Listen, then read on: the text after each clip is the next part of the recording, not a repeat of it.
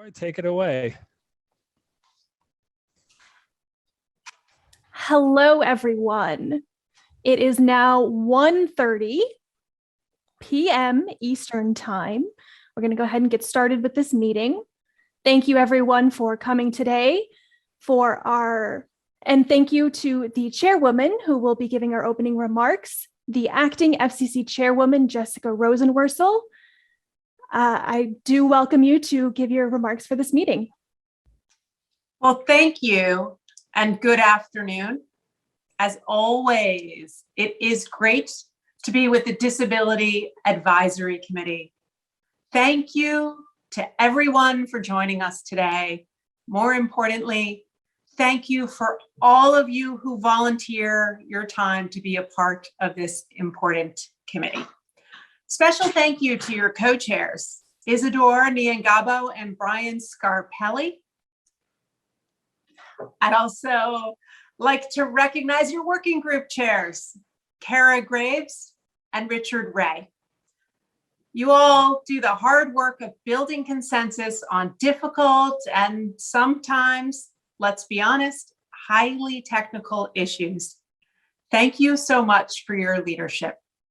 Finally, thank you to the FCC staff who are so critical to this committee's success. Will Schell and Josh Mendelson do a great job as your designated federal officers. Daryl Cooper and Bill Wallace have shined as facilitators of the working groups. And as always, there are so many commission staff, not technically part of this committee, but they've pitched in to make this meeting come together, from our audiovisual staff to our interpreters to our captioners. It's a lot of people to thank, but that's because a lot of work has gone into this committee and today's meeting. You know, I was thinking back to the last time I spoke to this group, and it was back in February. That was post-COVID, pre-shot for me, pre-Delta. It was a long time ago. And back then I had only been in my current position for less than a month. Considering the circumstances, I kept my remarks really high level, talking about my belief in the importance of this committee and my history of working on your issues, going back to my days as a Senate staffer working on the 21st Century Communications and Video Accessibility Act, or as we affectionately know it, the CVAA. And today, I want to spend less time looking back and more time looking forward. Specifically, I want to talk about new initiatives that we're launching for this committee. Now, make no mistake, the FCC is committed to meaningful stakeholder engagement to ensure modern communications accessibility gaps are both identified and addressed. In fact, in this April, we put out a public notice seeking comment on whether any updates are needed to the rules the Commission initially adopted to implement the just mentioned CVAA. So we asked, and people answered. And based on that public record we've compiled over the last several months, we're moving forward with two new working groups. First, we're standing up a working group to examine issues related to telecommunications relay service use with video conferencing platforms. Look, as evidenced by the fact that we're hosting this meeting online, platforms like Zoom, Teams, and WebEx, and others have become staples of the workplace, the classroom, doctors' offices, and frankly, our homes during this pandemic, as I am coming to you right now from my dining room. It seems pretty clear that we're going to continue to rely on these tools, even when things get back to something kind of approaching normal. And relay services are generally only available for use during video conferences when the meeting audio component is available by dialing the 10-digit telephone number for connecting the meeting audio. But we've seen video conference services that do not provide a dial-in connection, and connecting to TRS only through the computer audio component presents a lot of challenges for users. So we're going to ask this new group to prepare a report and make recommendations on technical challenges presented by using TRS for accessing video conferencing. And I hope you can also come up with ways that we can address those challenges, either through regulation or legislation. It will also examine appropriate uses for TRS versus other form of accommodations. And this new team will build on the work of the DAC's Pandemic Working Group. I'm really excited for it. Next up, we're standing up another DAC working group to examine the feasibility and challenges of deploying real-time text in the wireline environment. As you probably know, real-time text enables a lot more conversational messaging without having to press the send button, which can not only make communications feel more natural, but also provides public safety benefits by making it faster and easier to communicate with 911 in emergency situations when every single second counts. Real-time text has been deployed nationwide by our largest mobile carriers. And considering the benefits for persons with hearing and speech disabilities, we want to look at bringing this functionality now to wireline networks. So when we checked, we learned that the FCC last took a hard look at this issue in 2016. Well, time and technology have changed. And the record in that proceeding raised a whole bunch of technical challenges related to rolling out real-time text on these networks. So the FCC chose at that time not to move forward.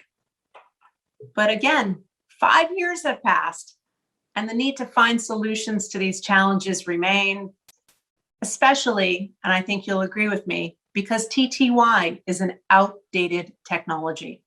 So we're going to ask this new working group to develop recommendations that identify issues and potential accessibility opportunities for deployment of real-time text on IP-based wireline networks.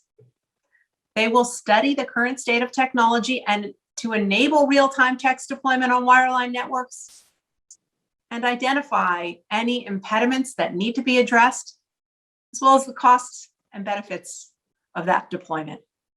So you've already got a full agenda today without these new working groups. So I guess I just have to say your busy schedule has gotten a lot more busy, but these are important issues.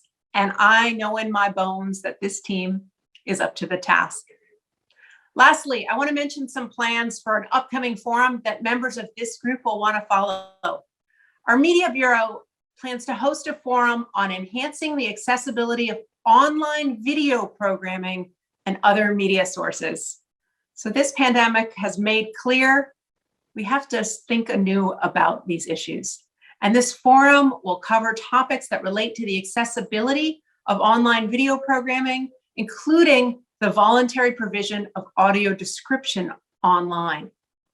It will also examine the voluntary provision of closed captions by online video distributors, even where not required by the CVAA or our rules adopted under that law. So this forum is still in the early planning stages, but consider this a coming attraction. Stay tuned for more information. Finally, thank you again for all your hard work. I look forward to working with all of you to build a more accessible digital future. Thank you.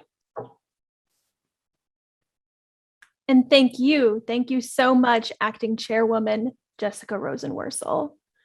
On behalf of the committee, thank you for your leadership. Thank you.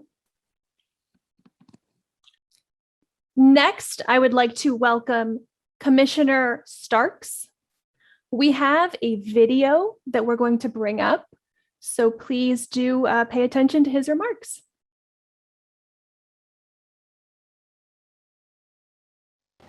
Good afternoon and welcome, members of the Disability Advisory Committee and members of the public. Thank you to the staff in our Consumer and Governmental Affairs Bureau, as well, especially the Disability Rights Office, for inviting me here today. As many of you know, I speak at a number of these committee meetings, but I can say with all confidence that the work that this committee does is invaluable. In addition to informing the Commission and the public about issues affecting accessibility by persons with disabilities, you provide a direct link between the disability community and us as regulators, helping us to stay informed about what needs and concerns we should be addressing. So thank you for your service. By design, the mix of stakeholders on this committee, including industry representatives and disability advocacy organization, strikes the right balance of perspectives on these issues. The nation, of course, continues to face a number of challenges, from the ongoing COVID pandemic to the results of natural disasters, and it is now more important than ever that we be diligent in our efforts to ensure that our policies are effective and sufficient to meet identified and anticipated needs of the disability community. While the COVID pandemic has affected all of us and our entire world, there are, of course, challenges that are unique to those with disabilities.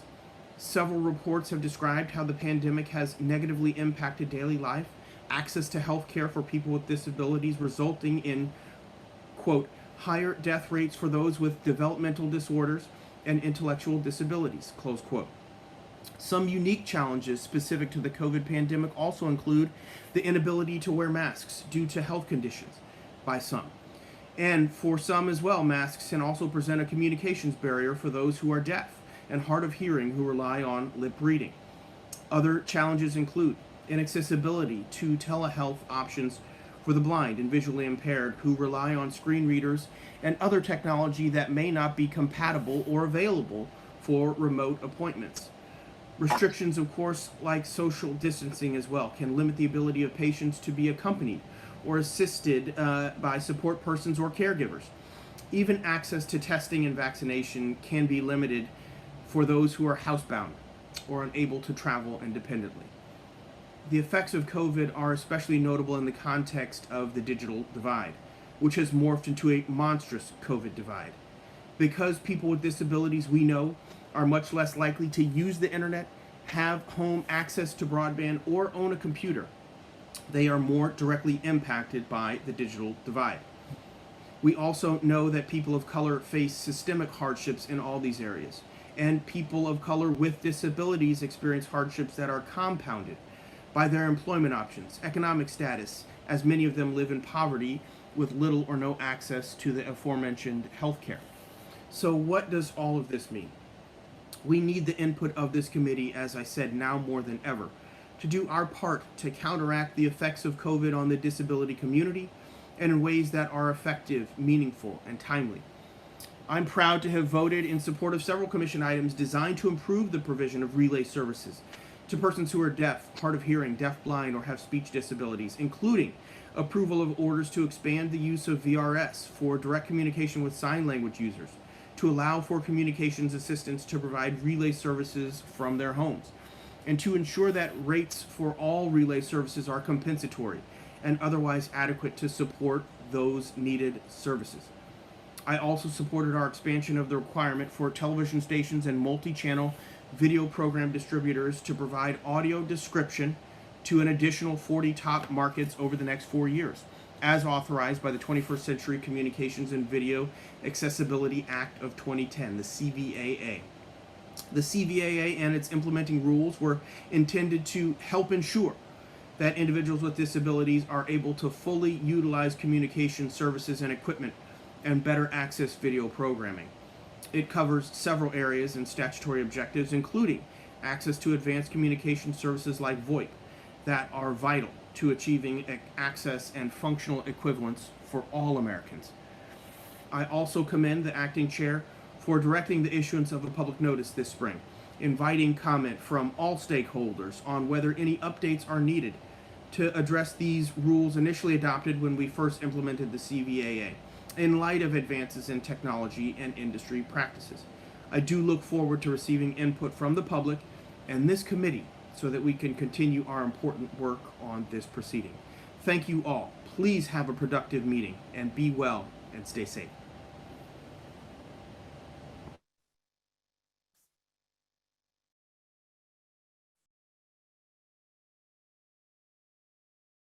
Thank you so much, Commissioner Starks. Next, we welcome Commissioner Simmington. Take it away. Good afternoon, and thank you for the kind invitation to speak with you all today. I'd like to particularly thank the co-chairs, Brian and Isidore, for their hard work in organizing and leading this event. I'm delighted to speak at this second meeting of the fourth term of the Disability Advisory Committee. Just about a year ago, we celebrated the 10th anniversary of the passage of the CVAA, the 21st Century Communications and Video Accessibility Act of 2010. And who could have predicted that it would come at such a time of great urgency for the DAC? Our new world of remote work, distance learning, and teleservices has made access to connectivity all the more vital. And that's perhaps nowhere so important and evident as it has been in the broad and diverse community of Americans with disabilities. Usage of telecommunications relay services has spiked during the pandemic, and that expanded use suggests a moment to reflect on how well we as a nation are meeting the needs of all Americans in telecommunications in accordance with the FCC's mandate from Congress, and how we might do even better. Functional equivalence is at the center of this national moment. How the millions of Americans with hearing and speech impairments access telecommunication services, and whether their experience is as close as possible to the experience of Americans without such impairments, is the yardstick against which we measure our progress. Personally, as a consumer, I rely on telecommunications services to be functional. I have an expectation that I can rely on telecommunications providers to be technologically innovative, and I rely on the marketplace to give me a choice of providers. I think that we can't achieve functional equivalence without these pillars: functionality, innovation, and provider choice. That's how we get to dependable progress in our services. And that's therefore how we achieve functional equivalence. And I'm pleased to support policies that enhance any of these three pillars. The Commission has worked steadily to improve telecommunications relay services for over 30 years. And in recent years, whether it's increasing uptake of automatic speech recognition, idiomatic speech within ASL, or migration of telecommunications relay services across a variety of technology platforms, TRS providers have worked diligently to achieve functional equivalence, but there clearly remains more to do. So that's why I'm so proud of the work that DAC is doing, and why I'm pleased to support rules that will enhance the TRS services, relying on the vital research and thought leadership generated by this committee. So thanks very much for all that you do, and thank you for inviting me to join you today. I look forward to hearing more of your great ideas about how we can take this into the future.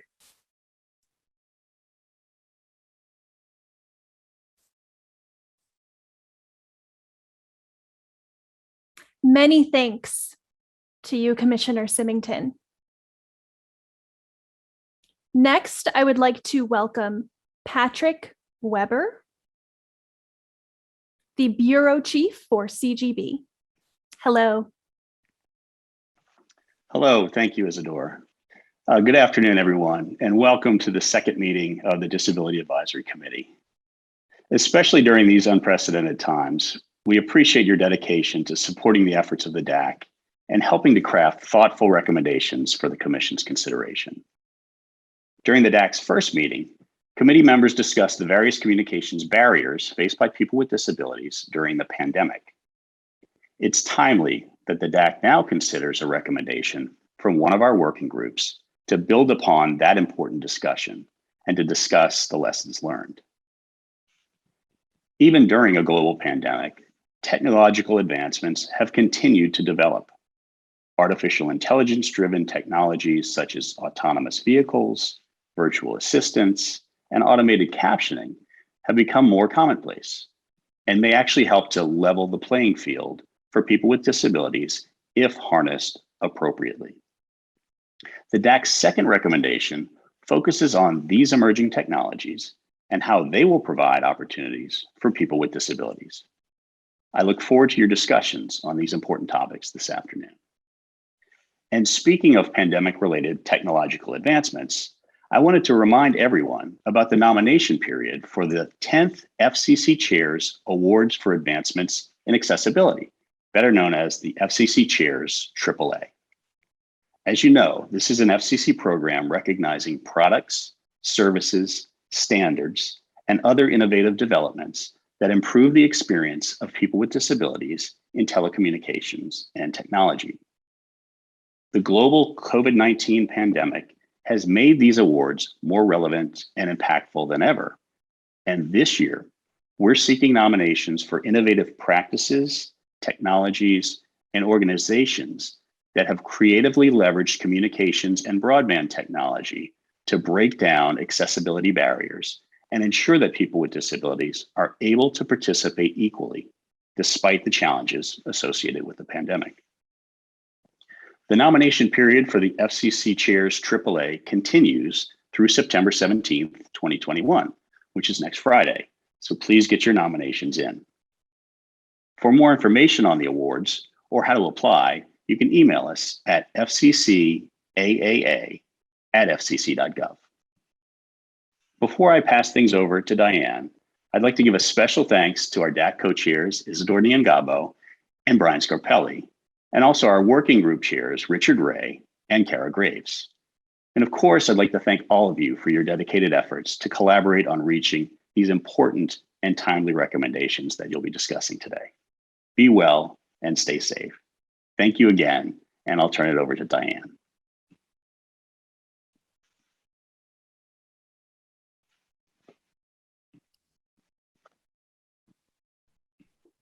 Thank you, Patrick.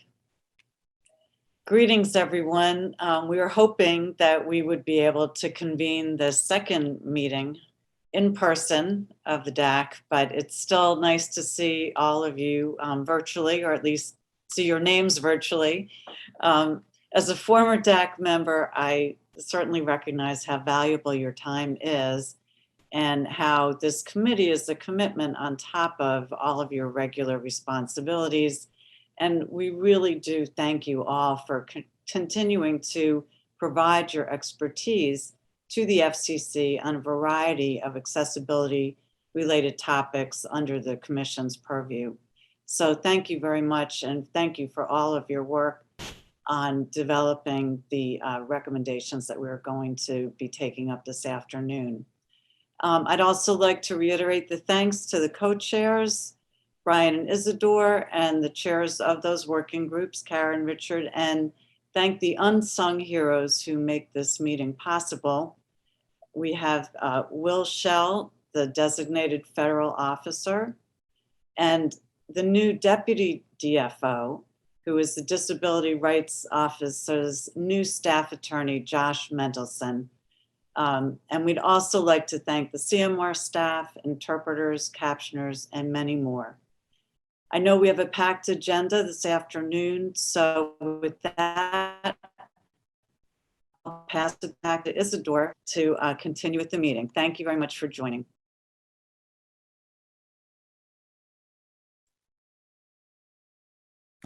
Thank you so much, Diane.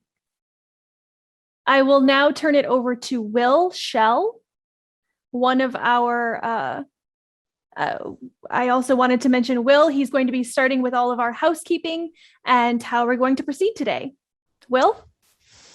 Thank you, Isidore. We'll see if my video can hold on while I go through the housekeeping. Luckily, everyone on this group has heard these words probably 100 times, or some variation. So we'll just go through them for the tradition. So hi, my name is Will Schell. I'm the designated federal officer of the Disability Advisory Committee. Thank yous all around to everyone who's already been thanked. And there are many more behind the scenes that probably are being left out. Before we begin, let's do the housekeeping. The protocols for the meeting are going to be, we're going to be asked that everyone follow to ensure a smooth and effective meeting and make sure that it is accessible to everyone. Videos, in order to keep the meeting accessible for those who rely on American Sign Language, only the interpreters and the person who has the floor should have their videos on. Having the floor and turn taking, so only one person has the floor at a time. That's important, not to talk over each other. Please try not to turn on your video or audio until the co-chair has recognized you. And identify yourself before commenting. try to take a pause while speaking to make sure that everyone who is relying on ASL or on CART or another means of communication is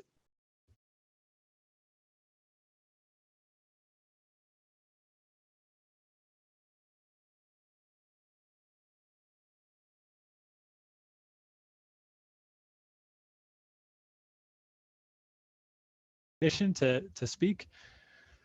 And please remember to lower your hand and turn off your video and mute yourself when your turn is completed.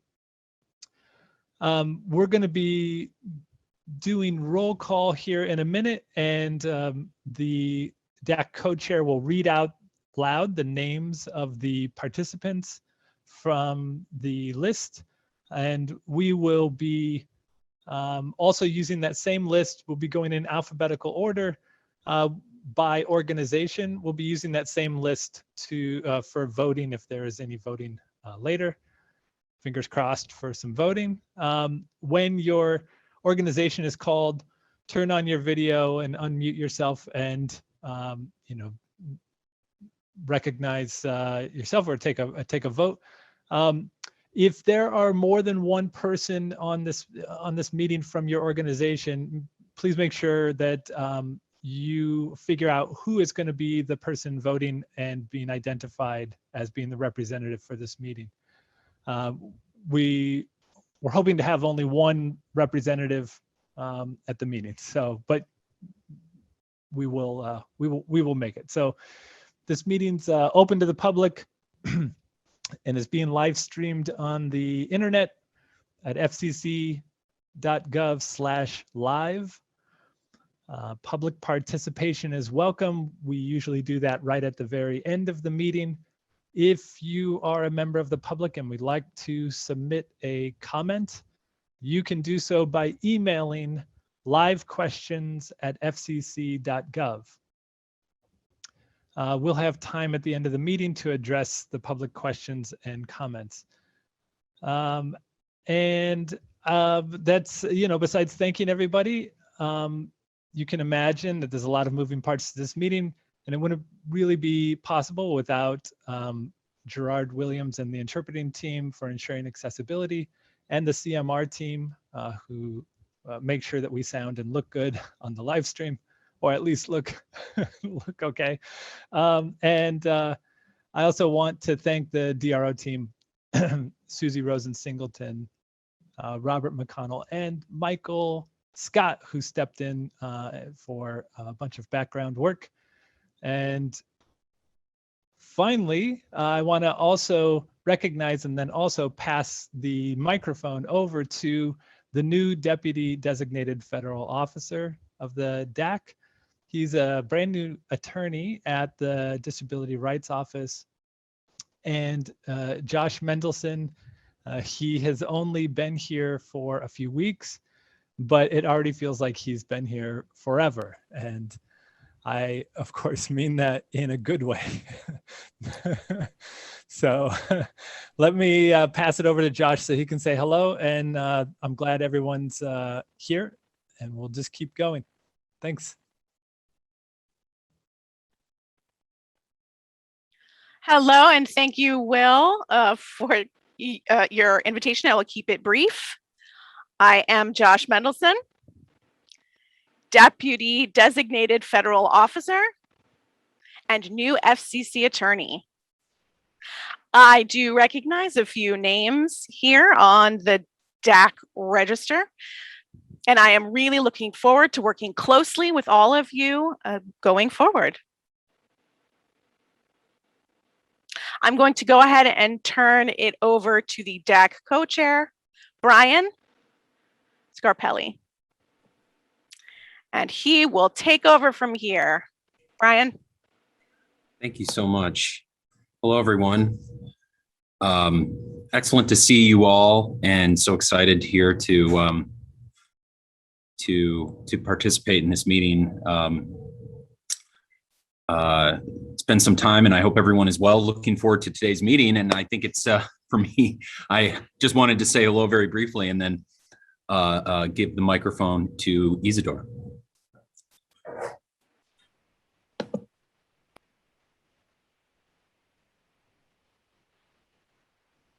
Hello again, everyone.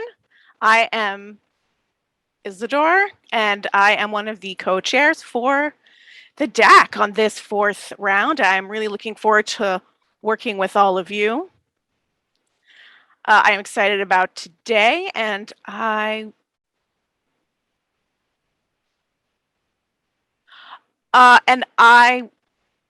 would like to welcome Emily Vord, who from the White House, the Director of Public Engagement. Excuse me, from the Office of Public Engagement. Hello to all. This is Emily. I don't believe I'm able, it looks like enabling my video. I'm not able to enable my video. There we go. Fantastic. Wonderful. It's so good to see you all. My name is Emily Vordy, and I am the Associate Director for White House in the White House Office of Public Engagement, covering our disability portfolio. So just to give a visual description, I am a white woman with shoulder-length hair, and I'm wearing a kind of a pink colored shirt today, and have some plants and a window in the background. So it's phenomenal to be here with you today. I'm so grateful for the DAC's work and for your willingness to just invite me in today and introduce myself and a little bit about what the White House is doing in regards to disability. So to start us off, I was told a few months ago in starting this role, in this Zoom world that we live in, I always assume in person that folks can see my chair. They make assumptions about my membership in the disabled community, but of course, in this Zoom world, that is not always the case. So as a entry point, I myself am a person with a disability. I have a visible disability that I was born with and use a wheelchair on a daily basis.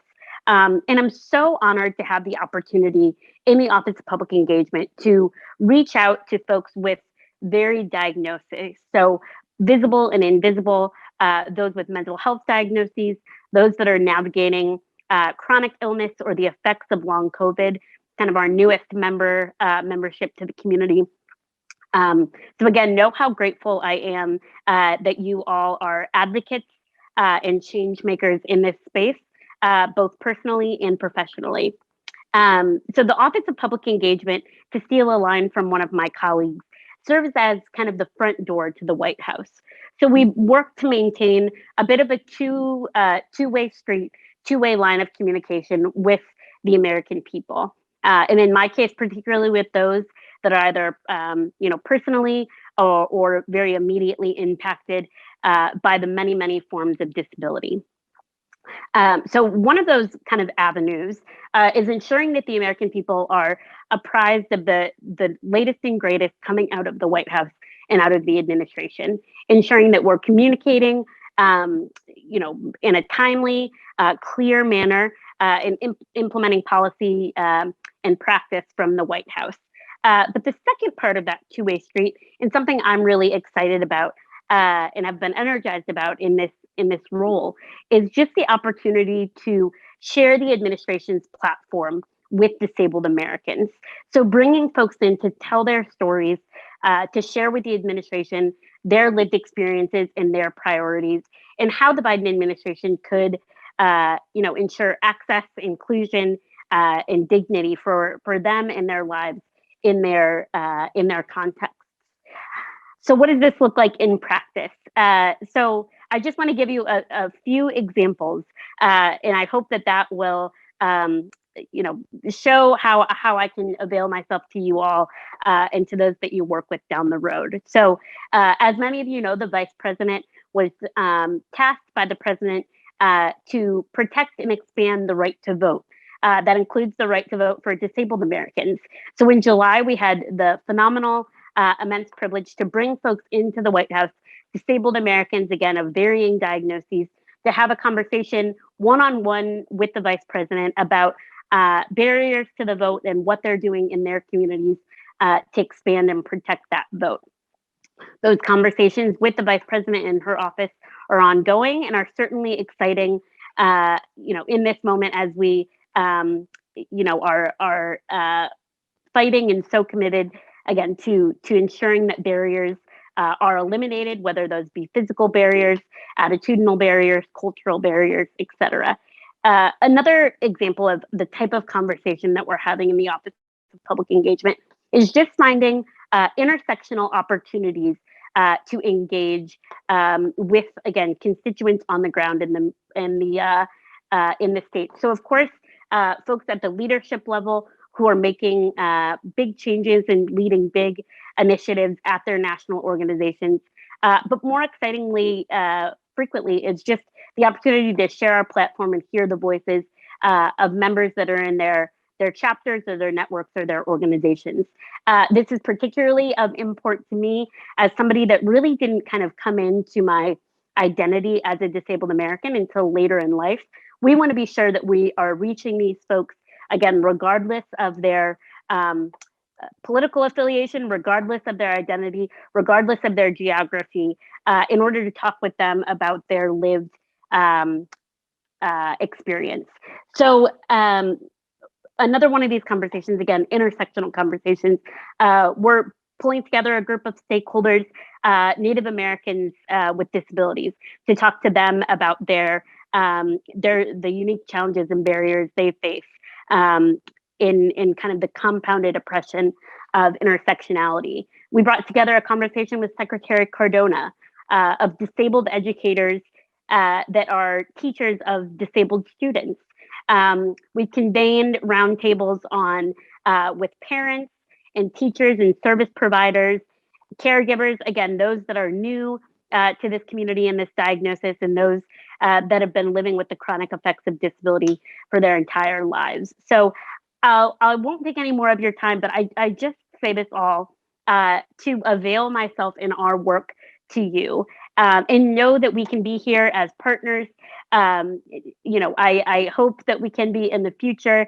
I'm so pleased that the president made good on his promise, as we knew that he would, to fill both my role in the Office of Public Engagement, as well as my colleague Kim Knox-Stead's role in the Domestic Policy Council. She is our Director of Disability Policy. So we're thrilled to be able to work in close tandem, again, to listen and advance the priorities of this community. If there's ever anything that I can do to be of assistance, please let me know, but know that your work is moving the needle. And we're so grateful, again, for all that you do. With that, I will turn it back over, but know that I am here as a partner and I'm with you all the way. So thanks so much for your time today.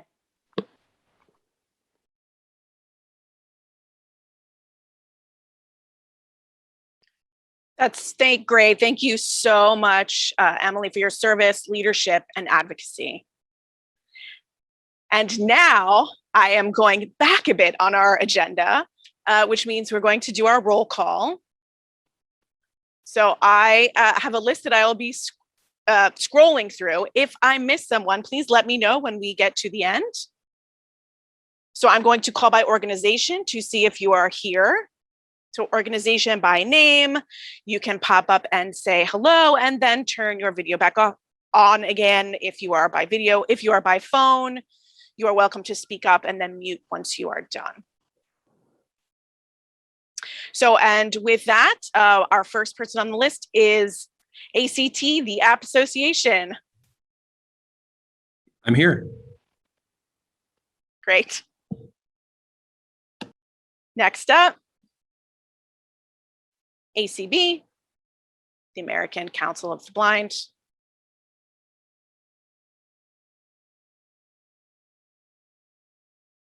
Clark is the Director of Advocacy and Governmental Affairs. Are you here? Or our alternate, Tony Stevens?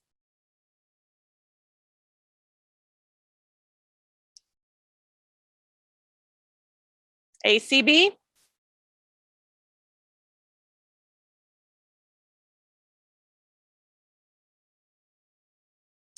Hearing nothing, I'll move on to the next, AFB, American Foundation for the Blind. Hi, that's Sarah Miller. I'm here for AFB. Great, welcome. Next up, Apple Incorporated.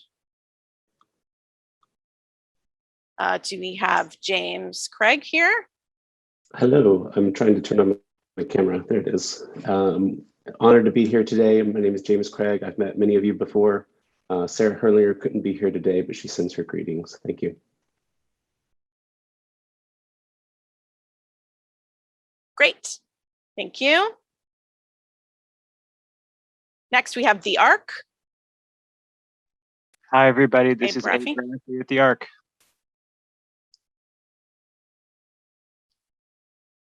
Hello and welcome. And now we have AT&T.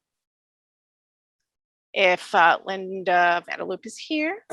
Hi, Linda Vanderloop, AT&T. Happy to see everybody. Hi, Linda. Great. BMC, Bridge Multimedia Corporation. So we have Wendy Sapp here. Hello, this is Wendy Sapp with Bridge Multimedia.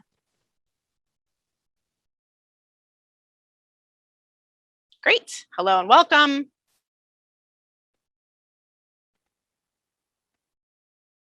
CPDO, Cerebral Palsy and Deaf Organization. Mark Hill. Mr. President, are you here?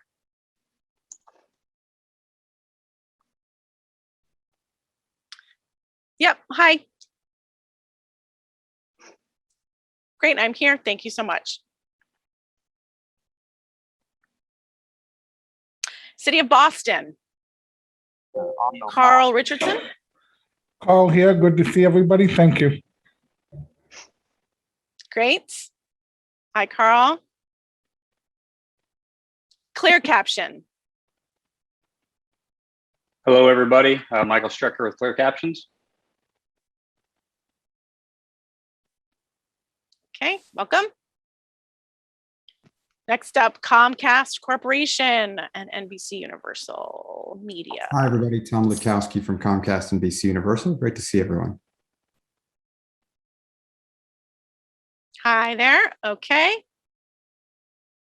CSD, Communication Services for the Deaf. Julie Good Robinson, I afternoon. think. Julie Robinson. Nice to see everybody. Hello, Isadore. Hi, nice to see you as well.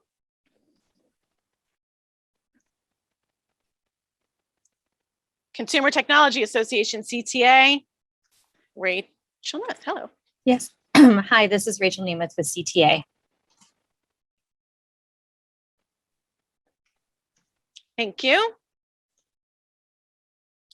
Next, we have Convo Communications. Amanda. Hello. Hi, Amanda with Convo. Nice to be here. CTIA, the Wireless Association. Hi, Kara. Good to see you. And hey, everybody. I believe that my colleague and the alternate for CTIA, Sarah Leggett, is also on the line. Okay, great. Deaf Blind Citizens in Action, DBCA, George Stern, and our alternate is Divya Goel.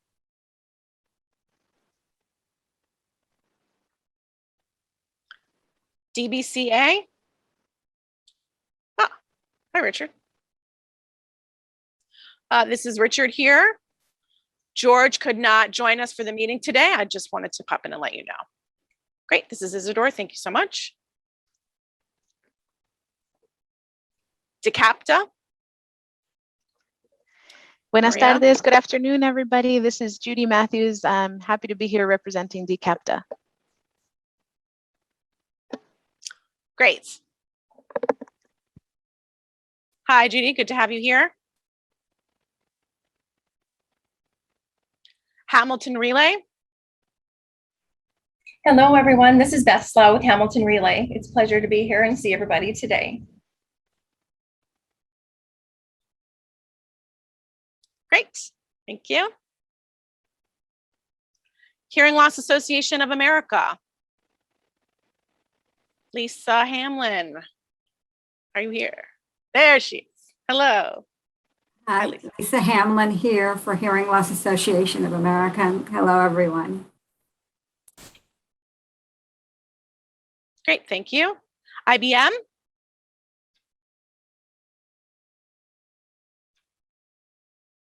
Do we have Mary Jo Miller? Sorry, I was trying to get unmuted. Hello, everybody. Good afternoon. Hello, great. Thank you. Inno Caption? Our Mesmo Corporation?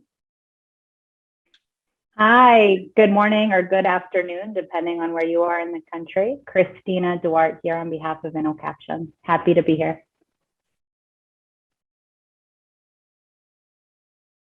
Wonderful. National Association for State Relay Administration, NASRA. Hi there. Hi, this is Travis Doherty here representing NASRA.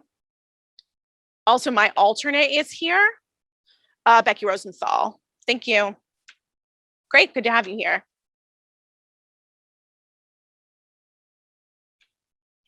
NAB, National Association of Broadcasters. This is Josh Pila for National Association of Broadcasters, and my alternate, Larry Walk, is also here. Thank you. Excellent. National Association of the Deaf, NAD. Hi, my name is Zainab Al-Kebsi, and I'm representing the National Association of the Deaf. It's good to see all of you. National Black Deaf Advocates, NBDA. Hello, I myself am the president. Is my alternate here? Sherla? Just checking if you are here. All right. Nina, National Emergency Number Association. Hello, good day from California. This is Richard Ray with the National Numbering Association, or Nina. It's good to see everyone. Okay. NFB, National Federation of the Blind. We might have Everett Bacon. Hi, this is Everett Bacon. Go Cowboys.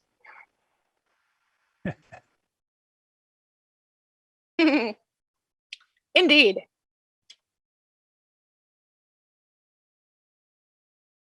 NCTA, the Internet and Television Association. Hello, everyone. This is Jared Sharon for NCTA, and my colleague Jackie Clary is on as our alternate as well.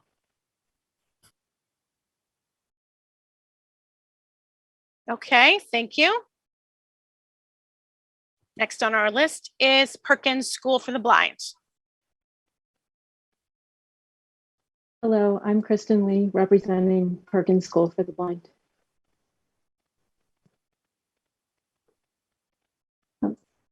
Hello, I'm Kristen Lee, representing Perkins School for the Blind. Thank you. Sorensen Communications. Hi, I'm Mike Maddox with Sorensen and very pleased to be able to continue to work on the DAC.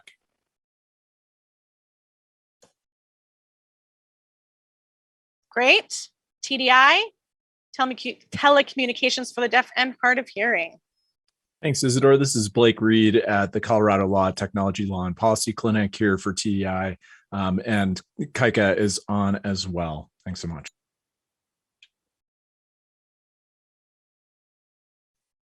Excellent.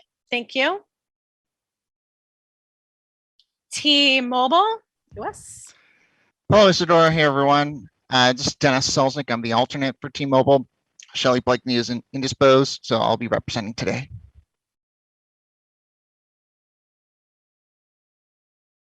Great, thank you. Trace Research and Development Center. Hello, this is Baron Jordan for the Trace Research and Development Center. Hello. Verizon Communications Incorporated. Hello, this is Zachary Bastian representing Verizon. Thank you for having us. Ian Dillner is also in the meeting.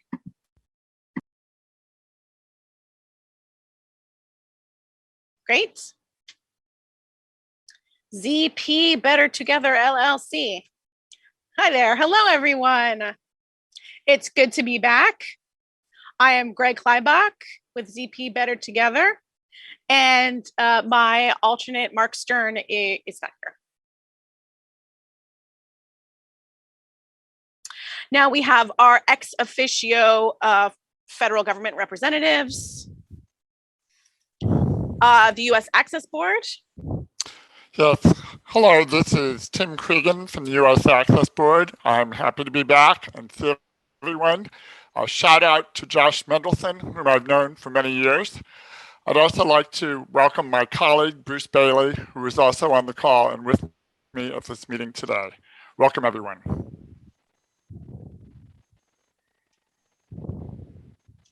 Excellent, thank you. Next ex officio is the U.S. Department of Education, the Office of Special Education and Rehabilitation Services. Hello, everyone. Brianne Berger here, representing U.S. Department of Education. It's great to be here, thank you. Okay. The Department of Health and Human Services, specifically ACL, Administration for Community Living. Lisa Bothwell from the Office of Policy Analysis and Development, I believe should be here. HHS ACL.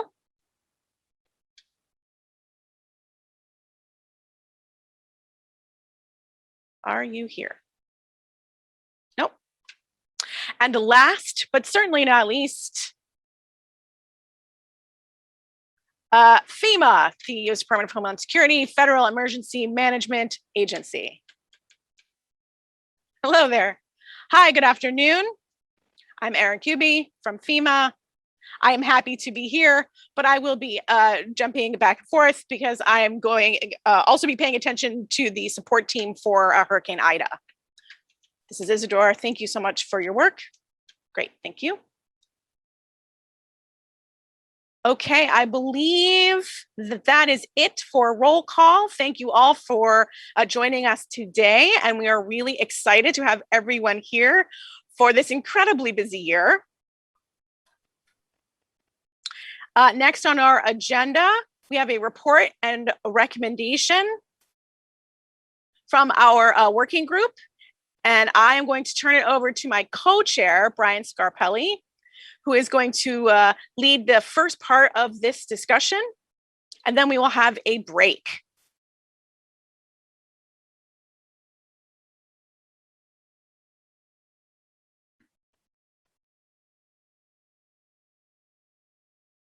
There we go. Are you ready? You ready, Brian? Yeah. Right. Yes, I am. Thank you so much, Isidore. So we're turning to the report and recommendation of the Pandemic Communication Access Working Group. I believe we need to pass the talking stick here to this working group's chair, Richard Ray, for him to provide the report for our discussion. Is that okay, Richard? Can I turn to you?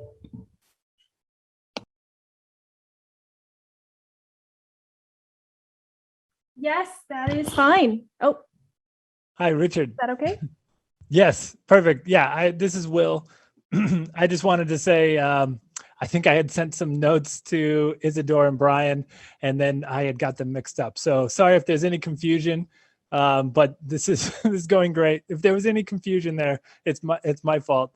But please, yes, Richard, take it away. Give us your report. Let us take 1 second, and we'll get your PowerPoint up on the screen.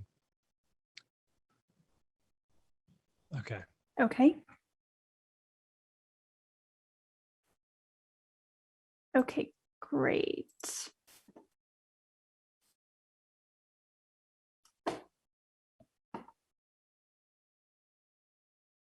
Okay, can I go ahead and proceed? Are we ready? Take it away. Okay, thank you.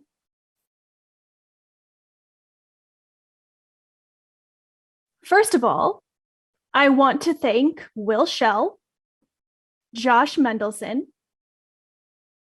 Isidore Niangabo, and Brian Scarpelli.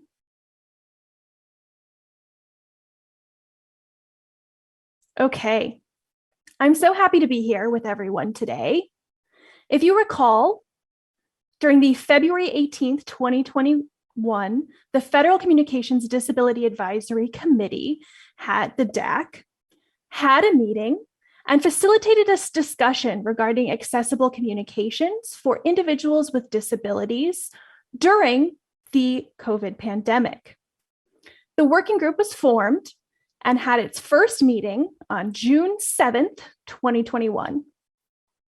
This working group identified existing concerns and lessons learned, as well as developed a report and recommendation to remedy such identified communication gaps as they relate to access to the workplace, to health services, education, and other critical life activities. The content writers, with assistance of the working group, developed and voted in favor of the high-level report and recommendations on August 2nd, 2021. On behalf of the working group, we are pleased to present you with this report and recommendations for your consideration. In February 2020, there was a marked increase in the number of COVID-19 cases in the United States. Amid public uncertainty and fear, on March 13th, the president issued a COVID-19 or coronavirus emergency declaration. This declaration resulted in disruptions to the daily lives of most people. And there were many more questions, resulting in daily public updates from federal, state, and local authorities. Therefore, the need for accessible communication for individuals with disabilities was very important. Some members of the Federal Communications Commission, or the FCC's DAC, raised concerns that in the pandemic environment, some FCC regulated technologies and services could be improved to provide more functionally equivalency for those needing such accommodations. During the COVID pandemic, the FCC and other government agencies took appropriate actions and measures to help all Americans, including individuals with disabilities. And many of these efforts provided relief. However, the types of disruptions caused by the pandemic often raised issues of first impression and incomplete information. Despite the government and private sector efforts to try to adjust to these changing norms through new approaches and new technologies. Some advocates for the disability community assert that the community experienced a widening information gap in the workplace for health services, education, and other critical life activities. With the benefit of hindsight, during the February 2021 full DAC meeting, there was a facilitated discussion related to accessible communication for individuals with disabilities during the pandemic. This document identifies experiences and lessons learned during the COVID crisis related to individuals with disabilities, along with recommendations about how the FCC can improve access to communications for the disability community in future national emergencies. The discussion and recommendations of this paper are limited to items of the FCC's purview and include the following 7 different points. First, access to broadband connectivity. Second, consumer digital readiness. Thirdly, real-time text. Fourth, video conferencing. Fifth, video programming. Sixth, TRS waivers. And seventh, N11 access using SMS, RTT, and TRS. As the FCC looks back and considers what worked and what didn't work during the pandemic, the DAC recommends that it continue their ongoing focus on the needs of the disability community. So for example, some recommendations may be suitable for further assignment to the DAC or in an FCC notice of inquiry, also called an NOI, to build a record allowing implementation before another national emergency declaration occurs. So I'm going to provide these recommendations and discussion on these recommendations. The first is related to access to broadband connectivity. The DAC applauds the Commission for its many initiatives to address these issues, including the recent implementation of the Emergency Broadband Benefit Program and Connectivity Fund, and encourages the FCC to continue including the disability community in efforts to expand access to broadband services. Secondly, the topic is consumer digital readiness. The DAC recommends that the Commission explore the barriers to accessing broadband for individuals with hearing, speech, vision, cognitive, and mobility disabilities, and ways to improve such individuals' ability to access and utilize broadband-enabled devices, including consideration of ways to incentivize technical research and development, R&D, and training inclusive of diverse communication and learning modalities. Third is real-time text. The DAC recommends that the Commission should refresh the record on the availability of RTT on wireline networks and the integration of RTT with telecommunications relay service. Fourth is video conferencing. The DAC recommends that the Commission do the following. For situations where the meeting organizer fails to provide an acceptable accommodation, and there is not a dial-in option. The FCC should clarify that for video conference services with IP-based connections, but without a dial-in option,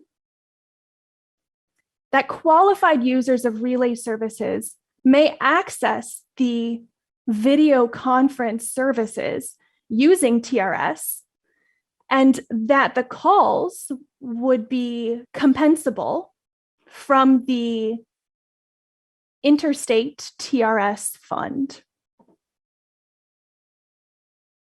Next, the FCC should clarify that qualified TRS consumers on a video conference call are permitted under the TRS privacy or other rules to share generated text, such as IP-CTS.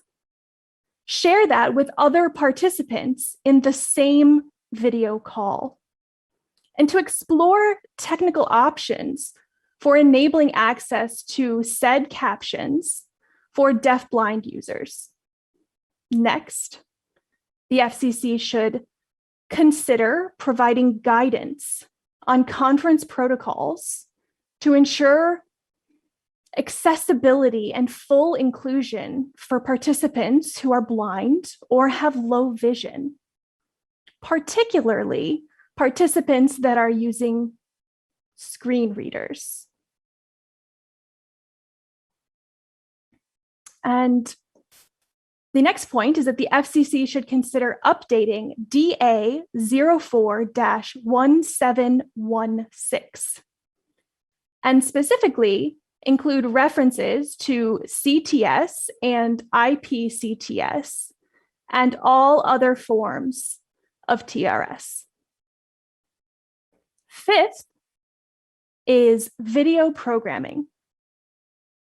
The DAC recommends that the Commission explore ways to convene stakeholders to discuss lessons learned during the pandemic, perhaps with a focus on outreach to state and local authorities on issues such as further ensuring the presence of ASL interpreters during important public information events and procedures that helped those states to improve access during pandemic-related events, as well as reviewing technologies and procedures to facilitate Braille display and that access to existing captioning streams for deafblind individuals.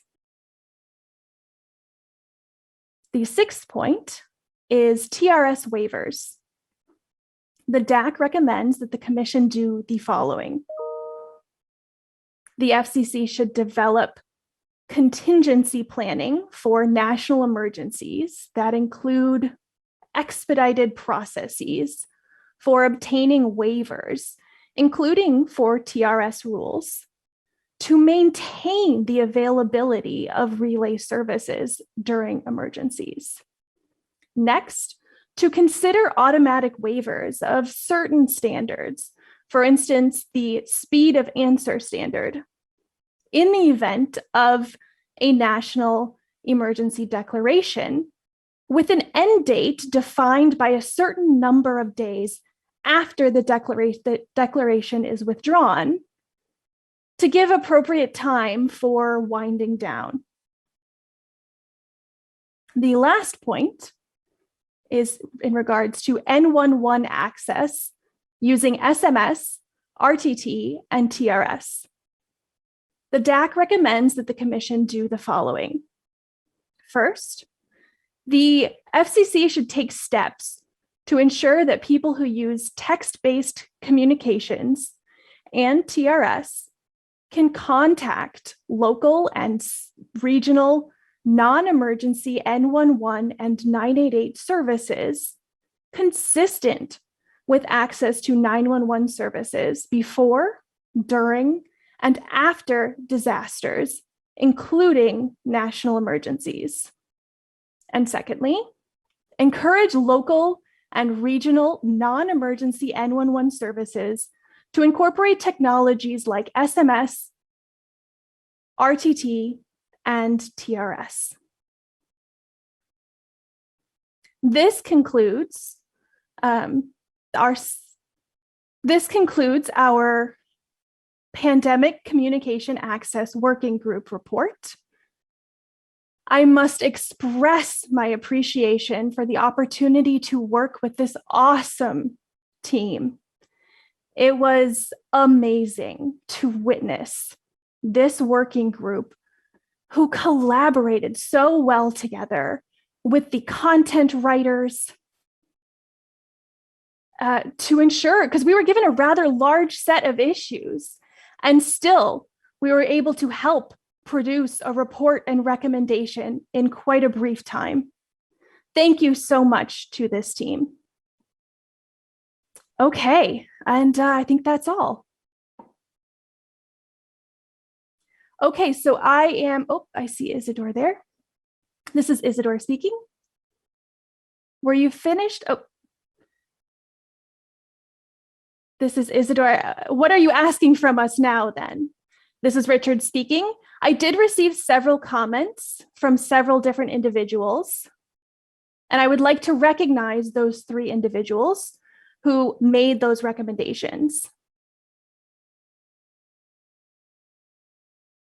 First, I would like to recommend that we focus on each topic and that we do not jump back and forth and just focus on, for instance, the introduction and then move on to other topics. I understand that one individual does want to make a recommendation for the introduction. And if I can ask Blake Reed to bring up that discussion and that recommendation, if I could ask you to do so. Thanks, Richard. Happy to do so. Our congratulations to the working group for putting together an overall really excellent document that in large part I think we support. One concern that arose as we were reviewing the document, and this is an issue that also arose in the emerging technology working group, is that there are a number of issues in this recommendation that cross-cut active dockets, or that speak to issues in active dockets, both in the recommendations and in some parts in the background section. The suggestion that I would like to put on the table is that, similar to the emerging technology working group's recommendation, which has a savings clause in it, that we insert language at the end of the introduction section that reads, and I'm not married to this specific language, but proposing it for purposes of discussion. Many issues raised in this recommendation are the subject of active proceedings before the commission, and no DAC members' vote on this recommendation should be construed as conceding any contested issues in an active proceeding. That's just a way that I think we can make sure that for active proceedings that this recommendation touches on, to the extent that there's any implication that comes up from a positive vote on these issues, that doesn't get read as a concession on anyone's part. Appreciate your consideration. Thanks for fitting me in the queue, Richard. Appreciate it.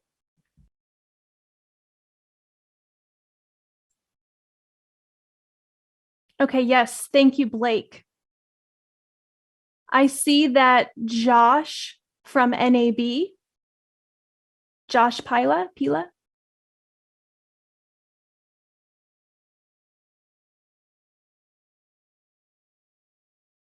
We can't hear you. Hi, this is Josh. I fully support Blake's recommendation, with the one thing that I may add, that to the savings clause, that the DAC's recommendation is not in itself, the DAC is weighing on any open proceeding as well. But thank you, Blake, for bringing this to the group's attention, and I fully support your proposal.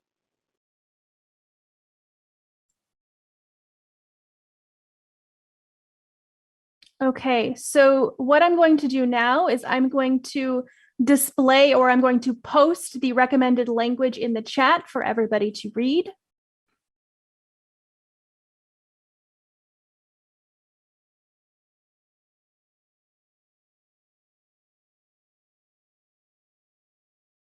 Any objections?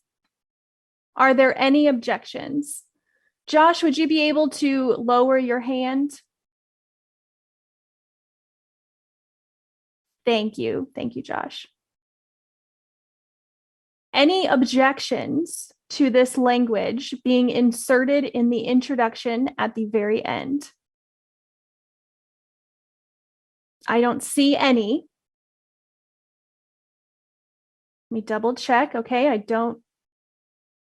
I will then assume that everybody accepts this recommendation. All right.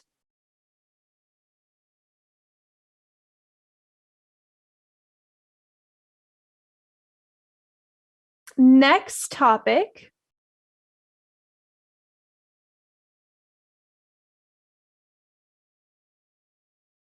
Is there any discussion on number 1, access to broadband connectivity? Is there any discussion on that section? Okay, I will again assume that there is no discussion. We will assume that that section is approved then. Moving on to section 2, consumer digital readiness. Is there any discussion on that topic?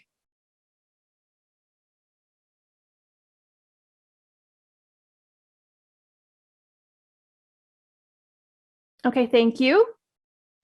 No objections. All right, moving on to real-time text. Is there any discussion on this topic? This is Tom over at Comcast. Hi, Tom. Hello. Good to talk with you, Richard. Can you guys clarify what you're talking about in terms of wireline access to RTT?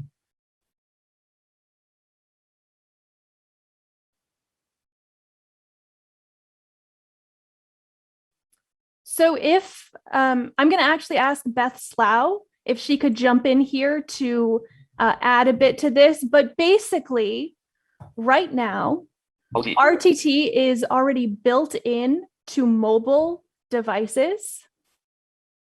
And now we have standalone RTT equipment that can interface with wireline devices as well. So for instance, something you have established at home, set up at home, that focuses on this.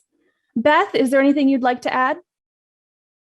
I did a quick summary, but if there's anything you'd like to add. This is Beth. I think you represented that well, Richard. We know that there is quite a lot on the record in the proceeding right now on real-time text, especially with wireless.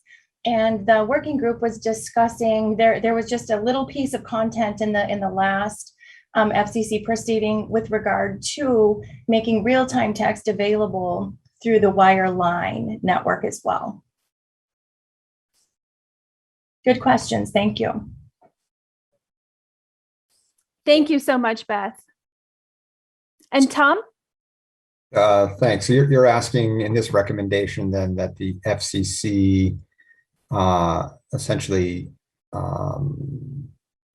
make some comment on this standalone equipment or explore the feasibility. I'm just trying to understand what you're trying to accomplish with the recommendation here. What do you want to happen from this recommendation?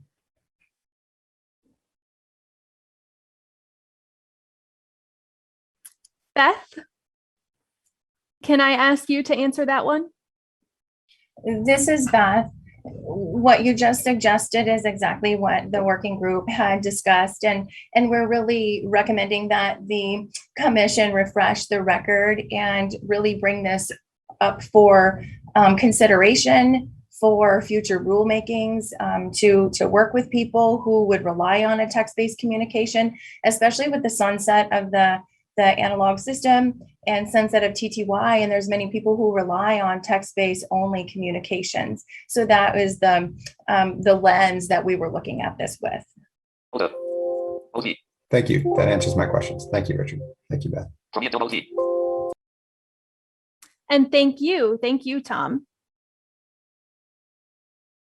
Okay, any other discussion on this topic?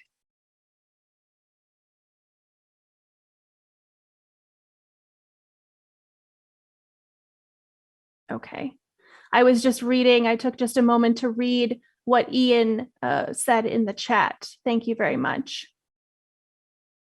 Okay, if there's no more discussion, we will move on to video conferencing.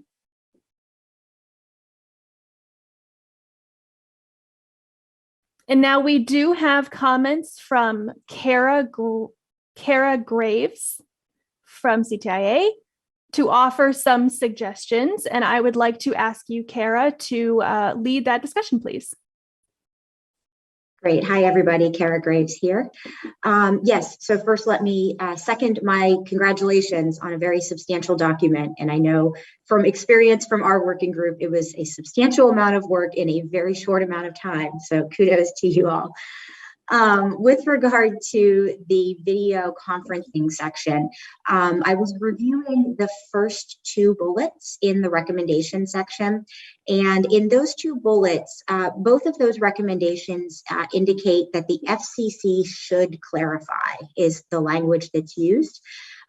Which means both of those recommendations, in a sense, put a marker down on what the FCC should do before a proceeding is commenced. And they also sort of presume that the FCC has jurisdiction to take those steps. That may very well be the case or where these issues land, but I don't necessarily think that that's set in stone just yet. So the question for the group would be if we could modify the language slightly to actually mirror what's used in the third and the fourth bullets of the recommendation to say that the FCC should consider providing guidance as opposed to should clarify. That opens the door for the commission to do the exact type of close look that I think the working group was envisioning here, but it also recognizes that an examination is necessarily required as part of that close look. So my recommendation would be, if folks agree, to change the FCC should clarify in bullets 1 and 2 under the video conferencing recommendation to say the FCC should consider providing guidance. Thank you.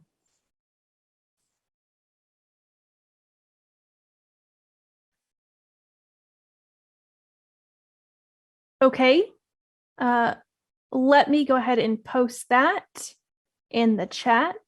Just give me a moment.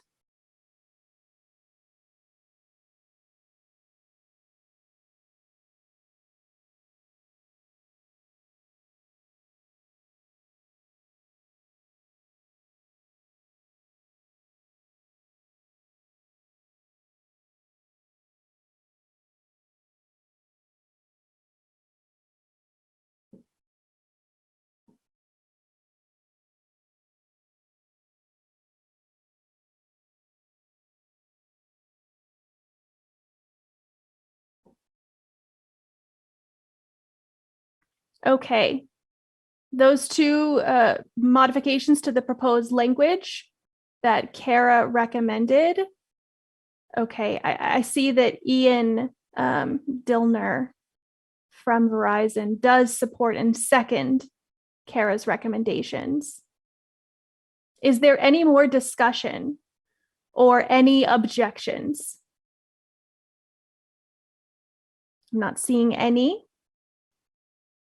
Okay, I see that. Okay, I also see, yes, Will? Hi, this is Will. I just want to make a clarification that if you use the chat, that is not like a public acknowledgement. So anything that goes in the chat that people want to be public, you should make sure to raise your hand or clarify for someone to announce or something like that. I just want to make clear that chat stuff doesn't go out to the public, and this is a public meeting, so we want to make sure that comments are being. Oh, there's the mower guy. Okay, I'll turn off my mic now. All right. Well, thank you, Will. I do appreciate that. Okay. I'm happy to read what Kara's recommendations are. The first, for situations where the meeting organizer fails to provide an acceptable accommodation, and there is not a dial-in option, the FCC should consider providing guidance for that video conference services with IP-based connections, but without a dial-in option. Qualified users of relay services may access the video conference services using TRS, and that the calls would be compensable from the Interstate TRS Fund.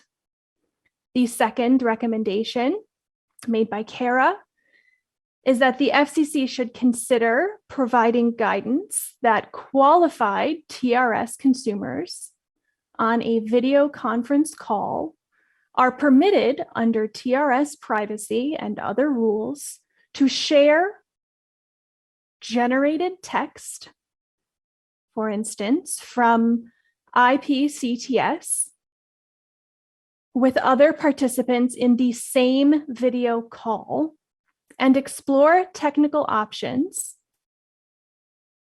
for enabling access to said captions for deaf-blind users.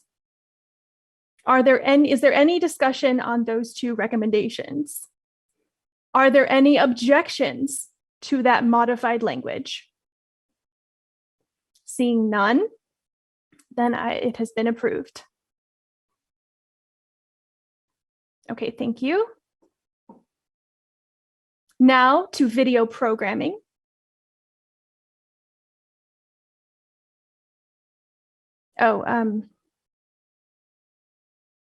Is there any discussion on video programming?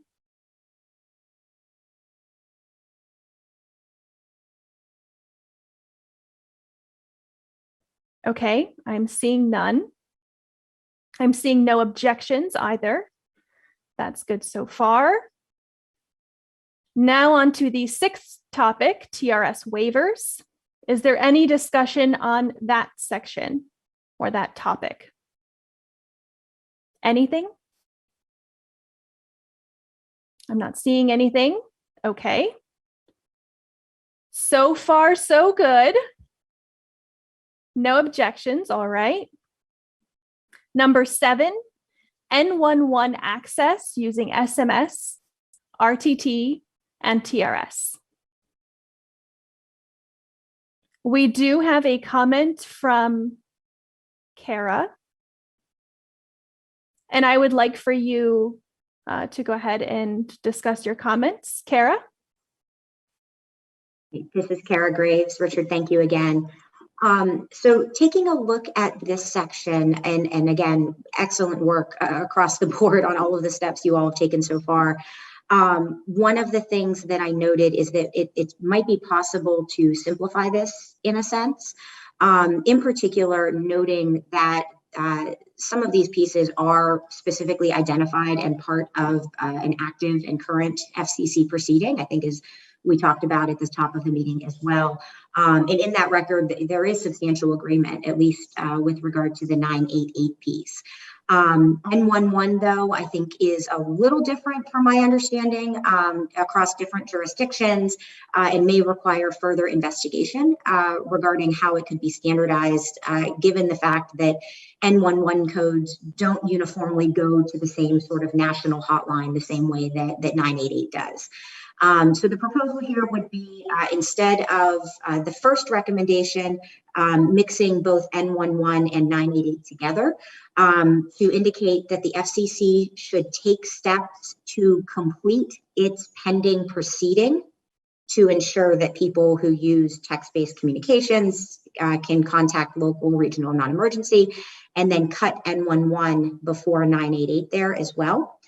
And then for the second bullet, because that does speak to N11 in the context of RTT, SMS, and TRS, to encourage the commission to evaluate the need for local or regional non-emergency N11 services. So just for ease of everybody's understanding, I can read that in full, what it would look like, if that is okay with you. Yes. Okay. Please do. Yes.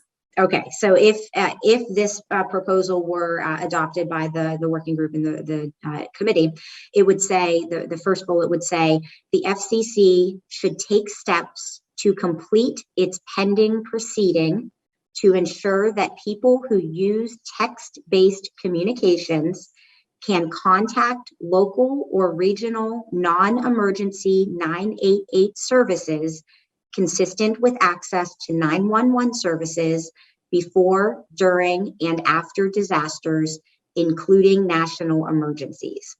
And then the last one would read, evaluate the need for local or regional non-emergency N11 services to incorporate technologies like SMS, RTT, and TRS. Thank you.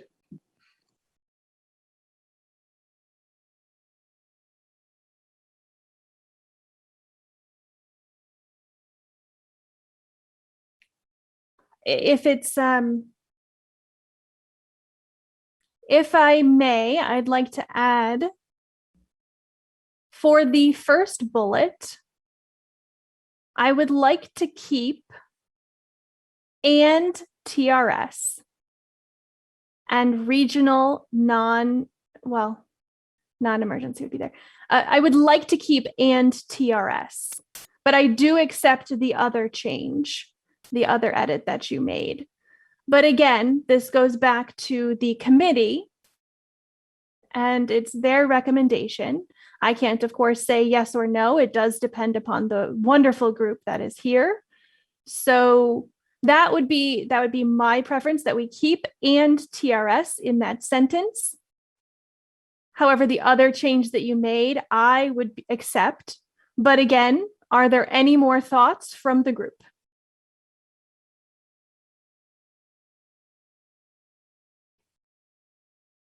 Lisa? This is Lisa Hamlin from Hearing Loss Association of America. I'm finding that the captioning is well behind the spoken word. So that Kara just did it. I understand, I appreciate that the public can't see the cart, but I don't understand what's being incorporated unless I see it in text. So if we can, for the purposes of voting, use the chat box, I would really appreciate it.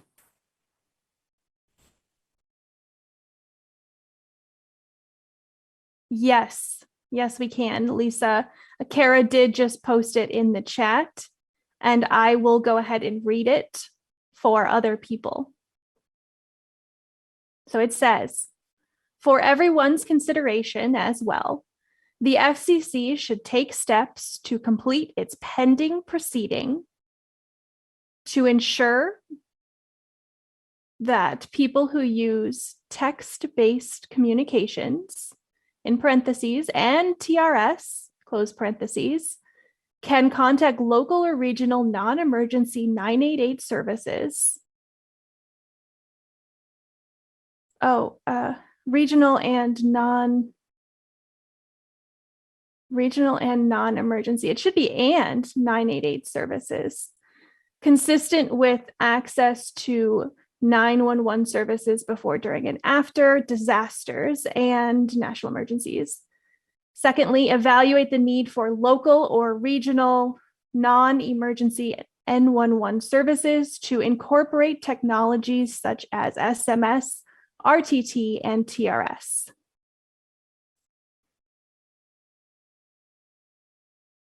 Is that helpful, Lisa? I also see Zainab. Hi, Zainab. Hello, this is Zainab with NAD. I just wanted to say that I do agree with what Richard's preference is on this. I do support your addition.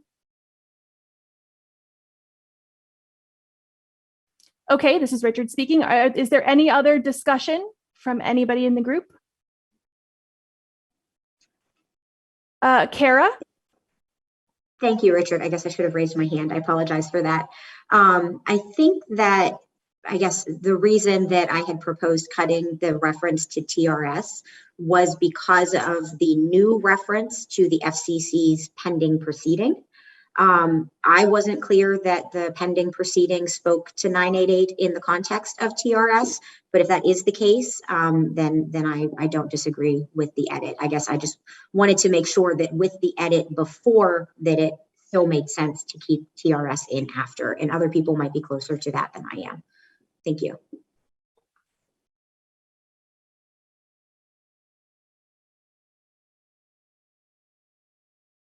This is Richard here. I would like to keep TRS within that phrase. And the reason is that there are some challenges for those of us that use TRS to reach N11 services. We often have to find a 10-digit number if it's posted on the website. So for us to contact a non-emergency service for information, there are some challenges, which I've seen. I also have done some testing as well, and I dialed 311, for instance, and it connected me to a person that was not part of the N11 service or the non-emergency service. So I've seen these disruptions happen in the process, and that's why I feel that it should be included here. Lisa, I see you first, and then I also see Zainab with her hand raised. Zainab? This is Zainab with NAD. I just wanted to clarify the addition to this discussion. The deaf and hard of hearing users, of course, prefer direct access, regardless if that is text or direct video signed communication with an operator on the other end of the call, if possible. That is, of course, the preference. But Richard is right that it should still be a part of the form situation. So for instance, if that's not possible, and of course, it does depend upon the person's preference as well. So all options should be available to deaf and hard of hearing users. We have a strong preference for direct communication access, and I don't want that to be overlooked. I don't want to overlook other options as well. Everything should be on the table, if that makes sense. This is Richard speaking. Thank you, Zainab. Is there any more discussion? Again, I would like to keep and TRS. That specific language I would like to keep. However, the rest of the edit, are there any objections to the rest of the edit or to this recommended language? Or to keeping and TRS while we keep the rest of the information as recommended by Kara? Are there any objections?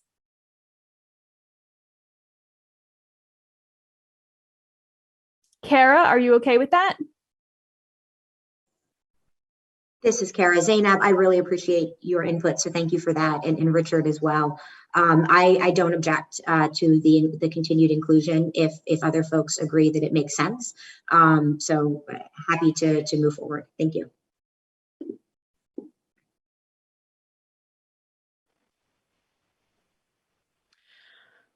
Okay, so with this N11 section, is there any more discussion? Zainab.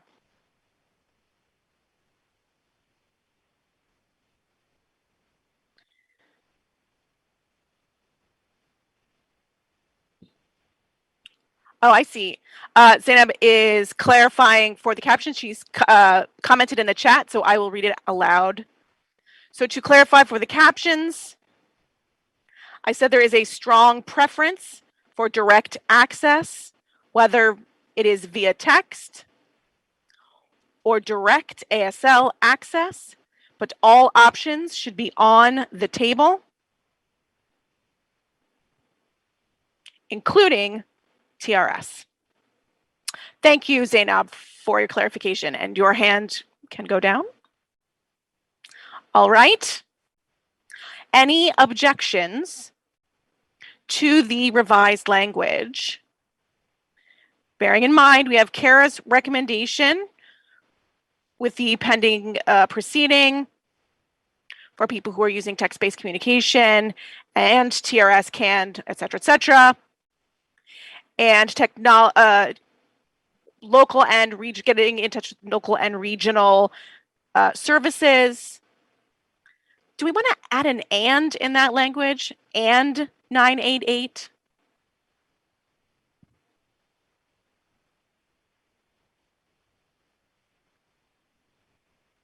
I think it's appropriate.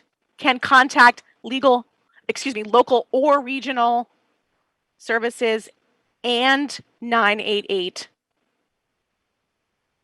So I think we're going to go ahead and keep the and in there if that's okay. All right, good. Mike? Hi, can you hear me? All right, coming through. Just a general comment or question, and I'm assuming this is something that the working group considered when looking at the first bullet point and adding the TRS requirement for N11 and 988 services consistent with 911 access. My general comment or question is the working group asking the commission to work with all parties to find solutions to ensure those N11 services work? And I would love to hear from other relay providers on the call, but I believe in the world of relay or TRS, when the relay provider is the telecom provider providing it over like a VoIP service or through like in video relay service, for example, routing those calls, there's no national database that providers can use to link a person's address to an N11 database to identify how to route that phone call. And it creates a real burden on providers to basically manually track every N11 location, call center, and possible routing scenario and route those calls anytime one of their customers places an N11 call. So I guess my question is that considered in how we're phrasing this recommendation? And I guess you could say it is, because you're saying take the steps to ensure, and broadly you could assume that would include figuring out and getting across all these technical barriers that exist. I just wanted to throw that out there and make sure it was something that was thought through and considered. Thank you.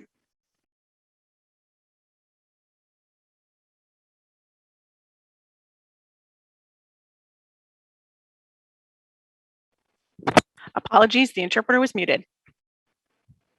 Mike, you can go ahead and put your hand down. Ian Dillner, I believe you were next. Hi, everybody. I think this just gets to a point of maybe I want to clarify, I think, what Kara was attempting to do here. There's a current FCC proceeding that is limited just to 988, which is one of the several N11 type calling patterns that we've talked about here today already. And there's already, as Kara said, a lot of agreement there to move forward with ensuring text-based communications in that 988 context.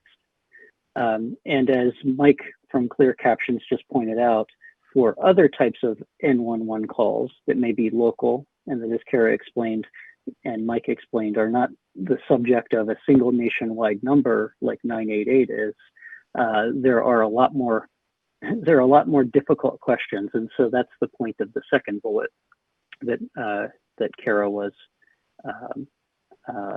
editing with, I think, and evaluate the need or some kind of language, I don't remember. But does that help, Richard and other members of the DAC? I just want to thank you. Yes. This is Richard. Thank you, Ian. I do find that helpful. I think that's exactly right and exactly what Kara was recommending, evaluating the need So not about making a decision, but how to go about finding out if it is feasible. And I find that to be appropriate. And so with that, are there any objections to those two revised paragraphs? Are there any objections? I'm hearing no objections now, which means that we can vote. On the report and recommendation as amended, we can go ahead and take a vote. So we are putting out the names of all the organizations, and we will call those out, and you can say yes or no, and we will go in that alphabetical order. Or do we want to? So you are either voting in favor of the report and recommendation as revised, as amended.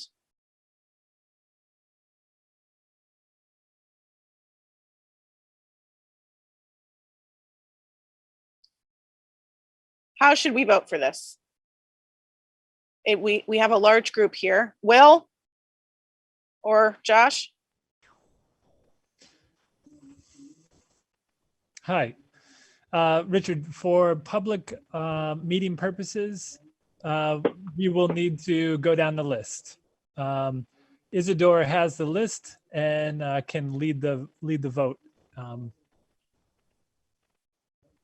Okay, thank you, Will. And so with that, I will hand it over to Isidore, our co-chair, to call out the various organizations. Isidore, the floor is yours. My camera is going off now. Okay, thank you. So I am here to tally our votes on the proposed report and recommendation from the working group. We will call the organization name, and the person from that organization will turn on your video to vote yay or nay, okay? First up, ACT, the App Association.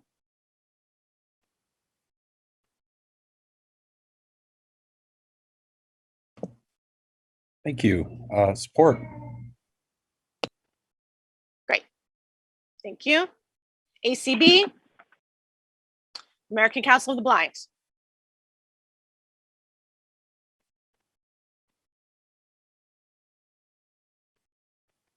Hearing nothing. AFB, American Foundation for the Blind. AFB votes in favor. Great, thank you. Apple. Apple votes in favor. Thank you. The ARC. The ARC votes yay. Okay, thank you. AT&T.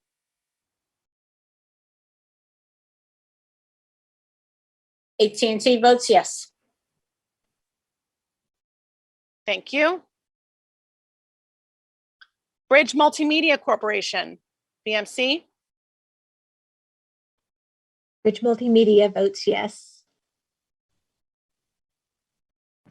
Thank you.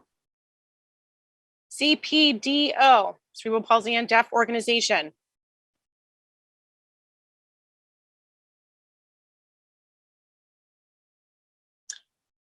We vote in favor.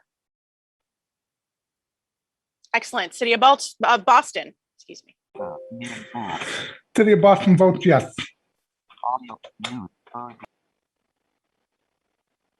Thank you. Clear caption. Clear captions votes yes. Thank you. Comcast. Comcast votes yes. Thank you. CSD, Communication Service for the Deaf. CSD votes yes. Thank you. CTA, Consumer Technology Association. CTA votes yes. Thank you. Convo Communications. Convo votes yes. Thank you. CTIA. CTIA votes yes. Thank you. Thank you. DBCA, Deaf Blind Citizens in Action.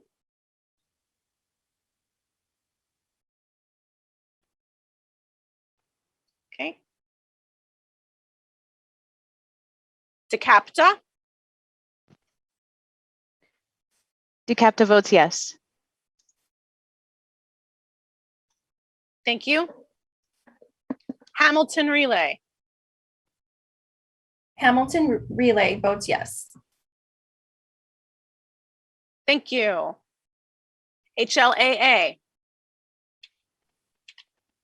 HLAA votes yes. Thank you. IBM. IBM votes yes. Thank you. InnoCaption. InnoCaption votes yes. Thank you. Nazra. Nazra votes yes. I just want to add a note to just really thank you for including TRS. I wanted to make that clear that we appreciate that inclusion. Great. NAB. NAB votes yes.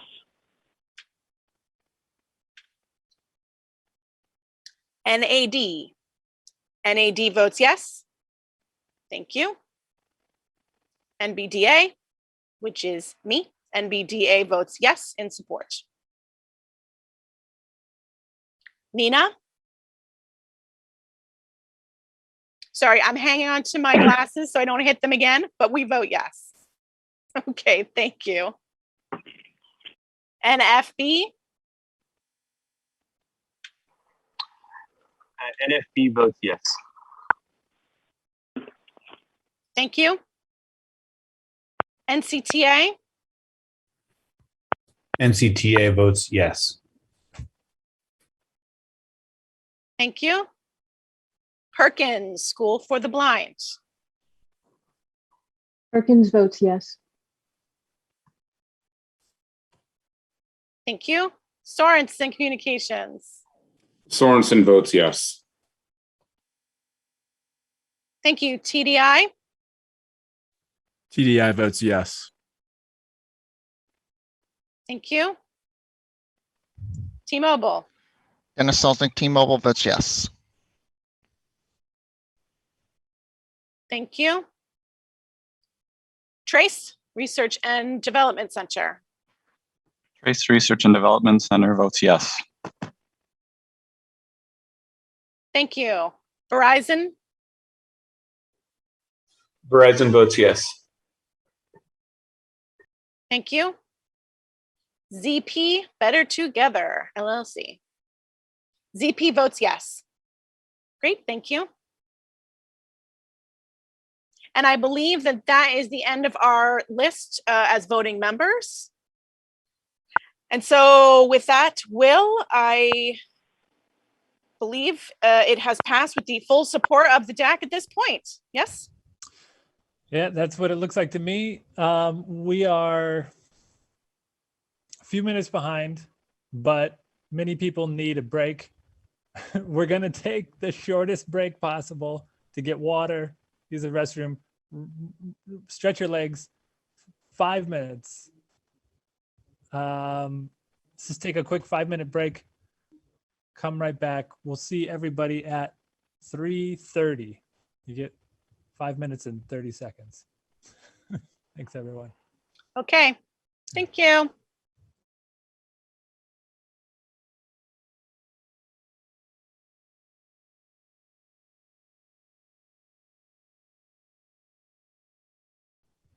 Take it away. All right.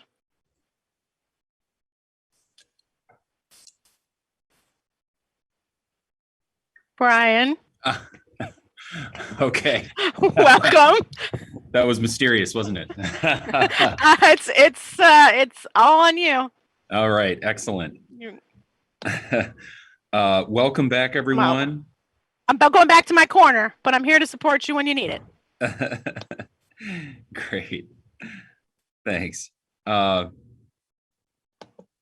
Excellent. Well, thanks everyone. Great meeting so far. Lots of progress, and thanks again to the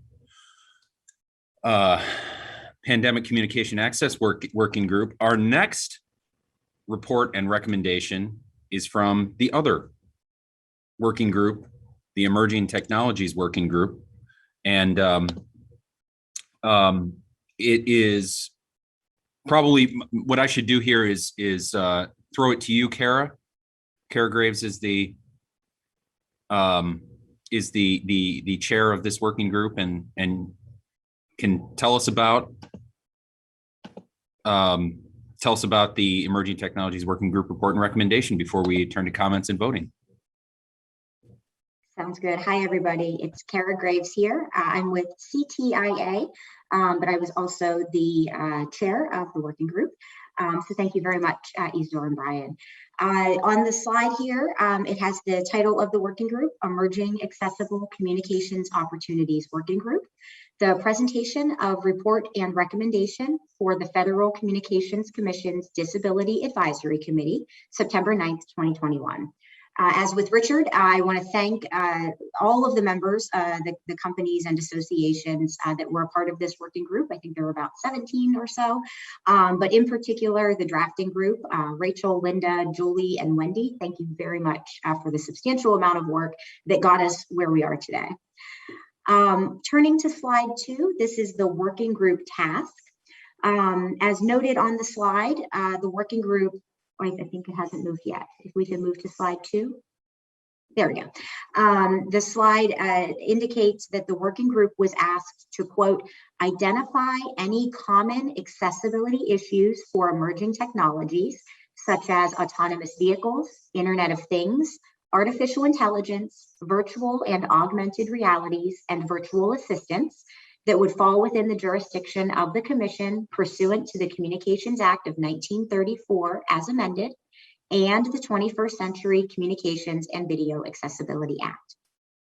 At a high level, the working group assessed a variety of emerging technologies and associated accessibility benefits and challenges.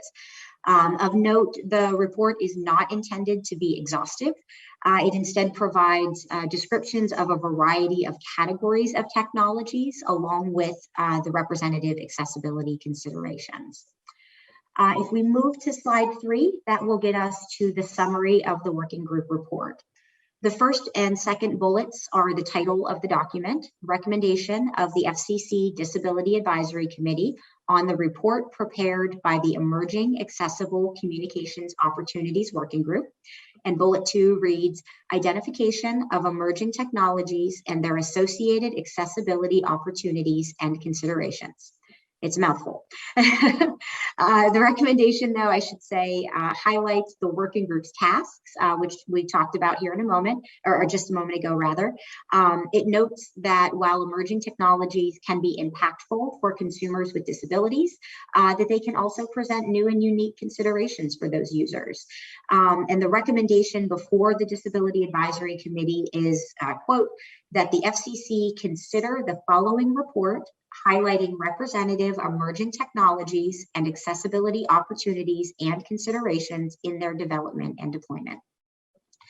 Now, the introduction and background of the document largely highlights the scope that we just discussed. I will note, though, that it states that the report offers no opinion about whether or, if so, the extent to which the FCC has jurisdiction over any of the products or services or component parts thereof discussed in the report. The next bullet takes us to the first substantive section of the report, which is the overview of categories of emerging technologies. The report highlights 5 categories of technologies that can be impactful for persons with disabilities. Again, though, recognizing that this list is intended to be representative only, given the amount of time that we had to put together the report. So the first substantive section then is autonomous and connected vehicles. By way of background, these are vehicles that provide automated driving capabilities using cameras, sensors, things like that. They often involve integration of mobile technology into the vehicles, which can allow for voice communications, traffic updates, and those sorts of things. Autonomous and connected vehicles can promote independence and economic and employment opportunities for those with disabilities. But as the report highlights, some features can present barriers for people with disabilities, including with things like the hailing mechanism, entering and exiting the vehicle, and the user interfaces and video and communications functions. The next section is artificial intelligence, or AI. AI refers to machines or algorithms that can perform tasks based on data and programming provided to the computers. Now, the report shows that AI can improve independence and communications for people with a variety of needs. But the working group also noted in the report that disabilities are diverse and dynamic, meaning they may not fit within the formulaic structure of artificial intelligence. And the report notes that industry standards bodies are looking at solutions to ensure that artificial intelligence is developed in a way that does not implicate people with disabilities in a discriminatory way. The next section, oh, I'm sorry. Did someone have a comment? Okay. Moving to the next section, I think of the very broad categories that this report covers. The Internet of Things is the broadest bucket. IoT generally refers to physical devices that are connected to the internet, which collect and share data. IoT, in the report, we highlight that it does have the potential to provide alternative means for people to use devices. So for instance, appliances like ovens and refrigerators that don't have tactile operating buttons or visual alerts can be operated from mobile apps. And similarly, connected alarms can alert the user's phone via audible or sensory alerts. That being said, the report also discusses that barriers may exist in the use of IoT, including for users with multiple disabilities and those who are deafblind. It also notes that there could be possible complexities with connecting the devices to a home network. The next section talks about augmented and virtual realities, AR and VR. AR combines real-world images with overlaid data, such as sound or video, while VR displays those images to a user to create a virtual world that the user can interact with. Now, the report highlights a few capabilities that can be useful for people with disabilities, including providing multimodal input and output functionalities. But again, barriers may exist, including for those who experience difficulties with things like depth perception or who have mobility and range of motion issues. The report also notes that AR and VR can potentially reflect biases, for instance, in gesture-based inputs that can cause sign language gestures to be filtered out. The report notes that standards bodies have developed best practices to identify methods for representing a diverse set of people in AR and VR. And the final section is virtual assistants. Virtual assistants are typically cloud-based platforms that require internet-connected devices and applications. They typically provide an option of voice, text, or gesture-based commands. The report highlights the importance of virtual assistants and their need for considering accessible inputs and outputs for a variety of disabilities, including those with speech disabilities. It also highlights that devices should be accessible outside the virtual assistant. For instance, with an option to push a button to activate the virtual assistant if the user is unable to use her voice to do so. Next up in the report come the overview of accessibility considerations. In this section of the report, we highlight that accessibility should be at the forefront of emerging technologies development and deployment. As with the last section, I won't read it verbatim, but I will note that the working group did identify at least a dozen considerations that should be kept in mind in emerging technologies development and deployment. These considerations can be categorized into a few buckets, which I'll note below, including involving people with disabilities at all stages in emerging technology standards, research, and development, considering diverse accessibility needs, as well as multiple options for accessing technology, anticipating how the emerging technology product or service will intersect with other user needs. So for instance, operation of AR and VR technologies by those who experience motion sickness. In addition to that, one other consideration is making accessibility options and instructions easy to activate and clear, as well as making input and output functions accessible. This was intended to capture instances, for example, ensuring that there are accessible options for operating a connected washing machine, as well as accessible options for the machine to actually signal when the laundry is done. We also highlighted considerations around including accessibility in minimal viable products. This is the concept where new products are first introduced with just basic features, with improvements in the final product thereafter. And the consideration here recognizes the goal of including accessibility as part of that initial minimal viable product. The report also highlights including captioning, captioning, audio description, and compatibility with assistive technology where appropriate. And it highlights the consideration around universal design approaches, while also recognizing the value of customization and usability of third-party applications and peripheral devices. I should note that the working group also flagged that there are still open questions about accessibility considerations for emerging technology, although those concepts were not fully developed in the working group report.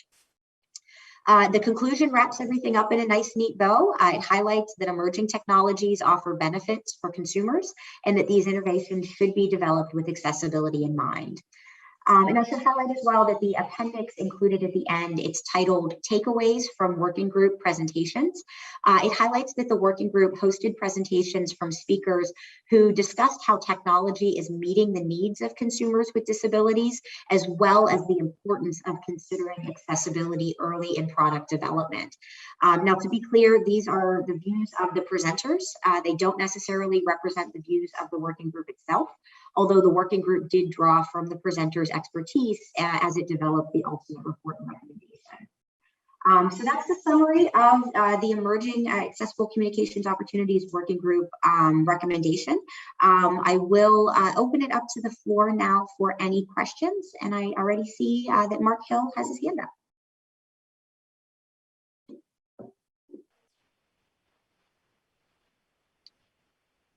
Mark CPADO, hey, there you are.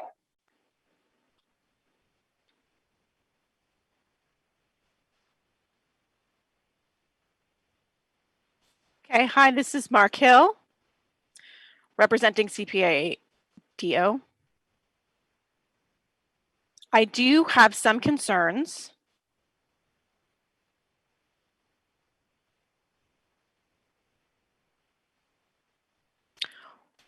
As to the part about the mobile,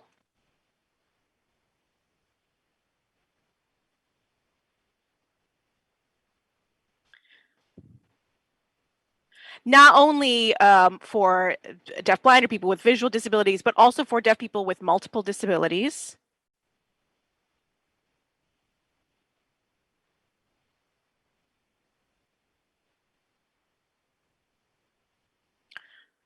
So I'm curious as to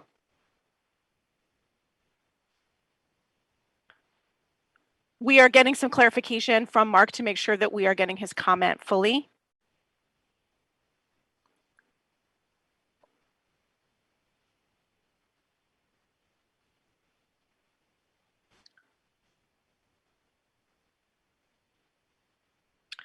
So we're asking Mark to clarify his point. So he'll be repeating his concern is regarding the section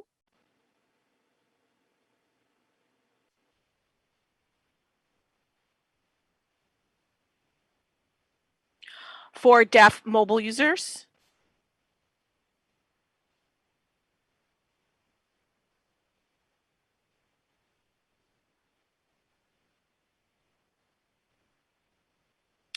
So when it comes to people with multiple disabilities and having the on-off function, there are many people with CP, for example, or who have poor mobility functionality.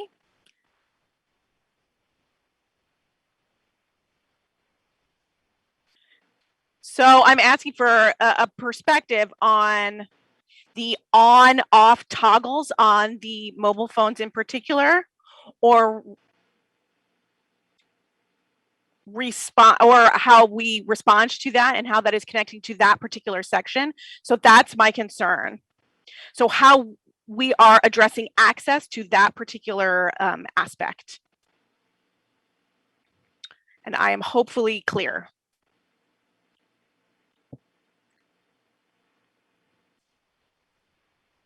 This is Kara. Mark, thank you very much. So just to make sure I'm understanding the scope of the concern there, I believe your concern has to do with on-off functionality and ensuring that those functions are accessible to users who are deaf but who have multiple disabilities. Is that correct?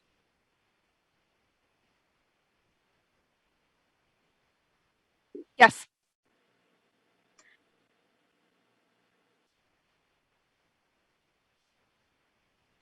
Which includes people who are deaf and have multiple disabilities or mobility issues. Correct. Okay. This is Kara. Mark, thank you very much. That is something that the group did discuss at length with regard to the need to address the concerns of users with a variety of disabilities, including multiple disabilities. We do try to capture, I believe, that concern in two of the considerations that are listed in page 8 of the recommendation, starting at page 7 and going on to page 8, where one of the considerations is considering diverse accessibility needs, including the needs of consumers who have multiple accessibility needs. And then the second would be just down from that, where we speak about making input and output functions accessible. That's intended to get to the need to ensure that the device is operable on the input side, meaning it is operable by the consumer who may have a variety of disabilities or multiple disabilities, as well as the output of what the device itself is giving to the user. And making sure that that has multiple use case functionality as well. So I'm hopeful that those two bullets sort of capture the concern. I should note that the report, we went back and forth a little bit on the format because in many ways, the considerations can overlap different use cases. And so it didn't make sense necessarily to have each individual technology relate to specific considerations because some of those considerations overlapped across different technologies. So that's why it has the separate section at the end that highlights some of the considerations that should be come into play across a variety of technology developments, whether it's mobile applications or otherwise. So it just, I hope that answers your question, but I'll pause to see if you have further comments there.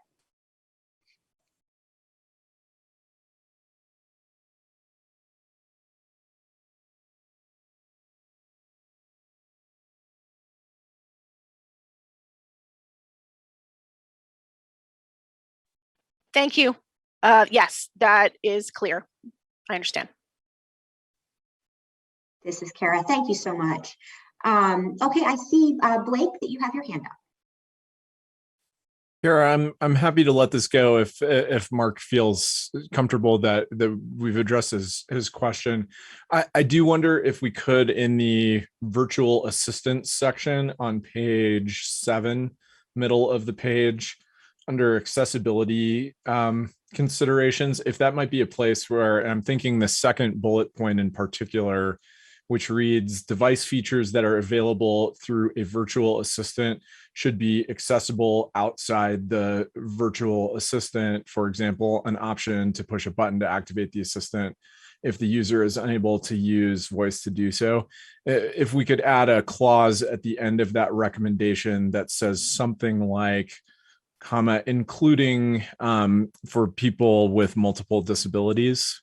I know that there are other sections of the document that pertain to smartphones, but perhaps that's one that gets directly at them. And again, if Mark is okay with your clarification, I'm happy to drop it, but just wanted to offer that as a possibility. This is Kara. Thank you, Blake, for the suggestion. I will go back to see Mark. Do you have thoughts on inclusion there? Again, this would be in the virtual assistance section under accessibility considerations on page 7 of the document, to include in the second bullet a new clause that says including for people with multiple disabilities. Is that something, Mark, that you would be looking for as an edit?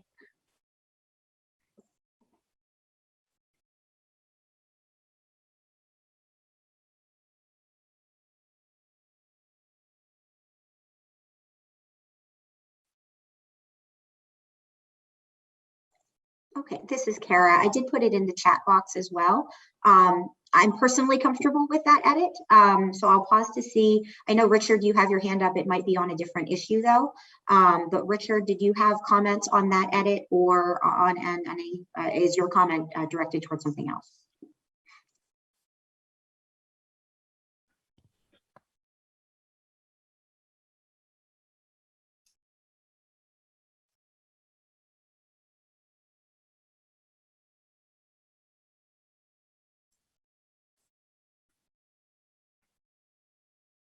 This is Richard here. It is not related. It's on another topic, so I will hold it for now. Thank you, Richard. Okay. Oh, and I see Mark has commented in the chat box that his video is not working right now. So I personally think that does help clarify the language and the concern that Mark had raised. And Blake, I thank you for the addition there.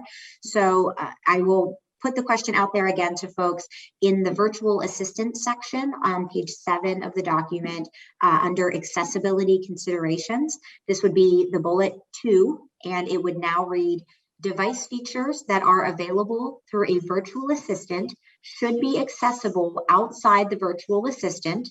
For example, an option to push a button to activate the assistant if the user is unable to use voice to do so, including for people with multiple disabilities.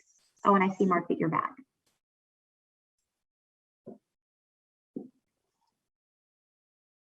I'm sorry, I'm finally able to open my video again.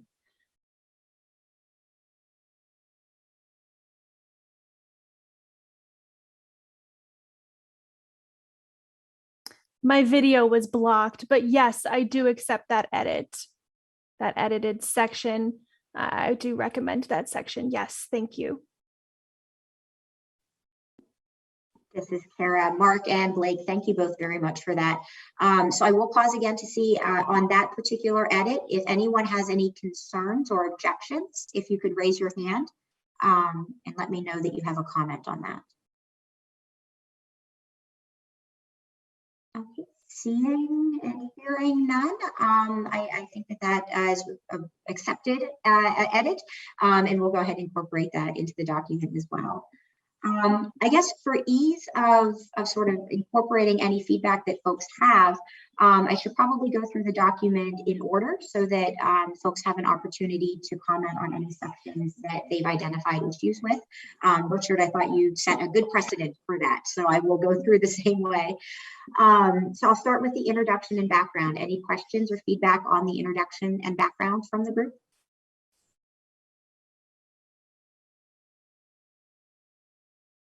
Okay, seeing, hearing none. On the overview of categories of emerging technologies, I'll start with autonomous and connected vehicles. Any feedback, questions, concerns with that section?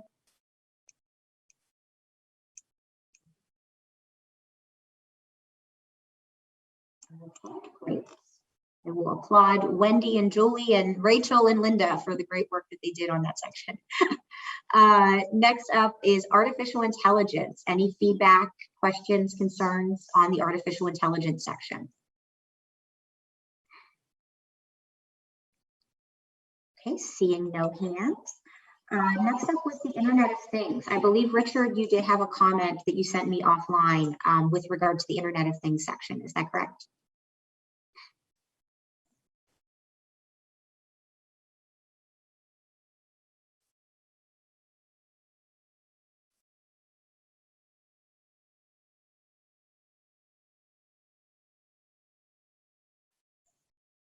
Richard, go ahead. I see your hand is up.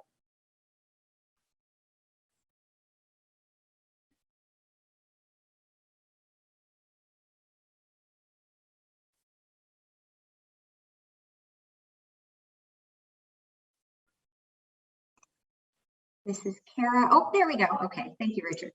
Okay, sorry about that.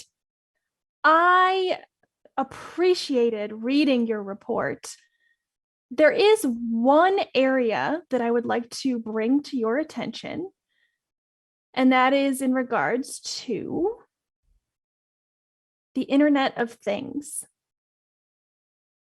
On bullet 7, you recommend that we add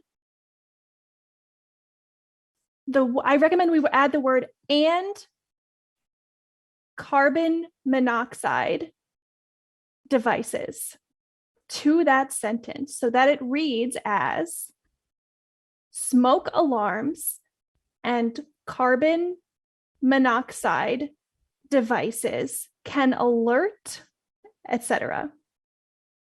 Some states are required to have carbon monoxide detectors installed in the home. California, for instance, does require that. So I would like to recommend that we include that wording there. And that's all I have. Other than that, it looks good. Thank you. This is Kara. Richard, thank you very much for the feedback. And I did put that in the chat box as well for the working group, or excuse me, for the committee consideration.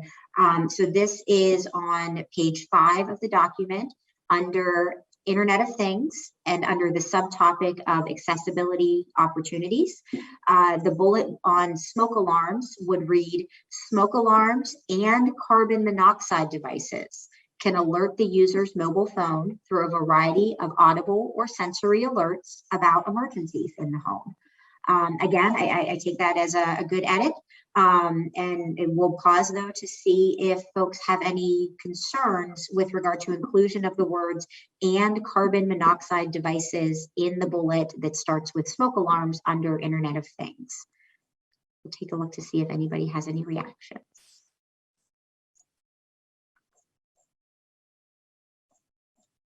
All right, I see a thumbs up and I see or hear no other reactions. So I will take that as a friendly and accepted amendment. So thank you very much, Richard. We'll make sure to go and add that in as well. Any other feedback on the Internet of Things section? Okay, moving on to augmented and virtual realities. Any input on that section?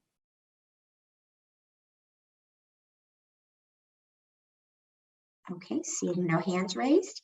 The final section, we did have the one edit on virtual assistants, but does anyone else have any reactions to the section on virtual assistants, which appears on page 7 of the document? Okay, great. The next section is overview of accessibility considerations. This runs from pages 7 to 8. Any reactions, feedback, questions from the group on the consideration section?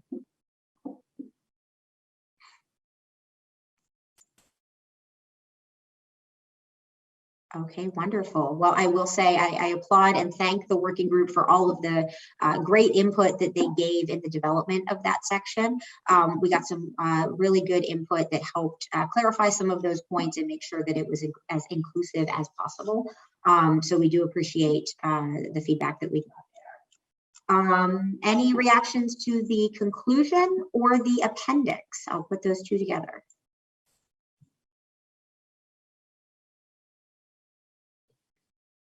All right, well, with that, I think I can turn it back then to Isidore and Brian for a vote on the document. Thank you. Absolutely. There we go. Thank you. Kara, for that presentation, running through all of that, and for the comments received. Great collaboration. I think helpful suggestions there. So I think what I need to do is ask if anyone would like to make a motion to vote on this report with the 2 edits that were just discussed, and we seem to find agreement on them resting on pages 5. And you know what? Somebody actually just told me I don't need to request a motion. We can just do a vote. Why don't we just do a vote? Also, I know that we're a little short on time. So sorry about that, folks. I did see a hand go up. So you know what? I'll say thanks for that motion for a vote there. All right. So I'll run through the list. Alphabetically by organization. If you can vote yay or nay, excellent. Awkwardly, my organization is the first one on that list. So for ACT, the App Association, I certainly fully support. The next organization is ACB, American Council of the Blind.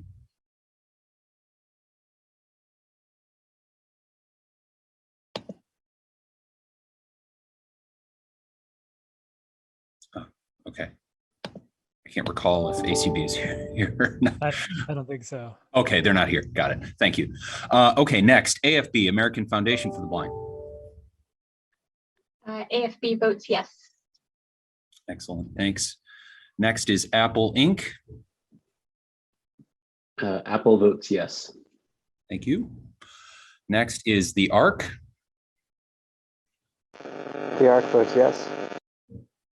Thank you. AT&T. AT&T votes yes. Wonderful. BMC Bridge Multimedia Corporation. Bridge Multimedia votes yes. Great. Cerebral Palsy and Deaf Organization, CPDO.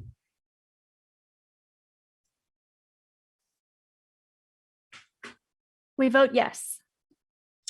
Excellent, thank you. Next is City of Boston. City of Boston votes yes. Thank you. Next is Clear Captions. Clear Captions votes yes. Great, thanks. Next is Comcast Corporation and NBC Universal Media LLC. Comcast, NBC Universal votes yes. Thank you. Thanks. Okay. Next is Communication Services Service for the Deaf Inc. CSD. CSD votes yes. Thank you. Consumer Technology Association is next. CTA votes yes. Great. Next is Convo Communications. Convo votes yes. Wonderful. Thank you. Next is CTIA, the Wireless Association. CTIA votes yes. Wonderful. Next is Deafblind Citizens in Action, DBCA.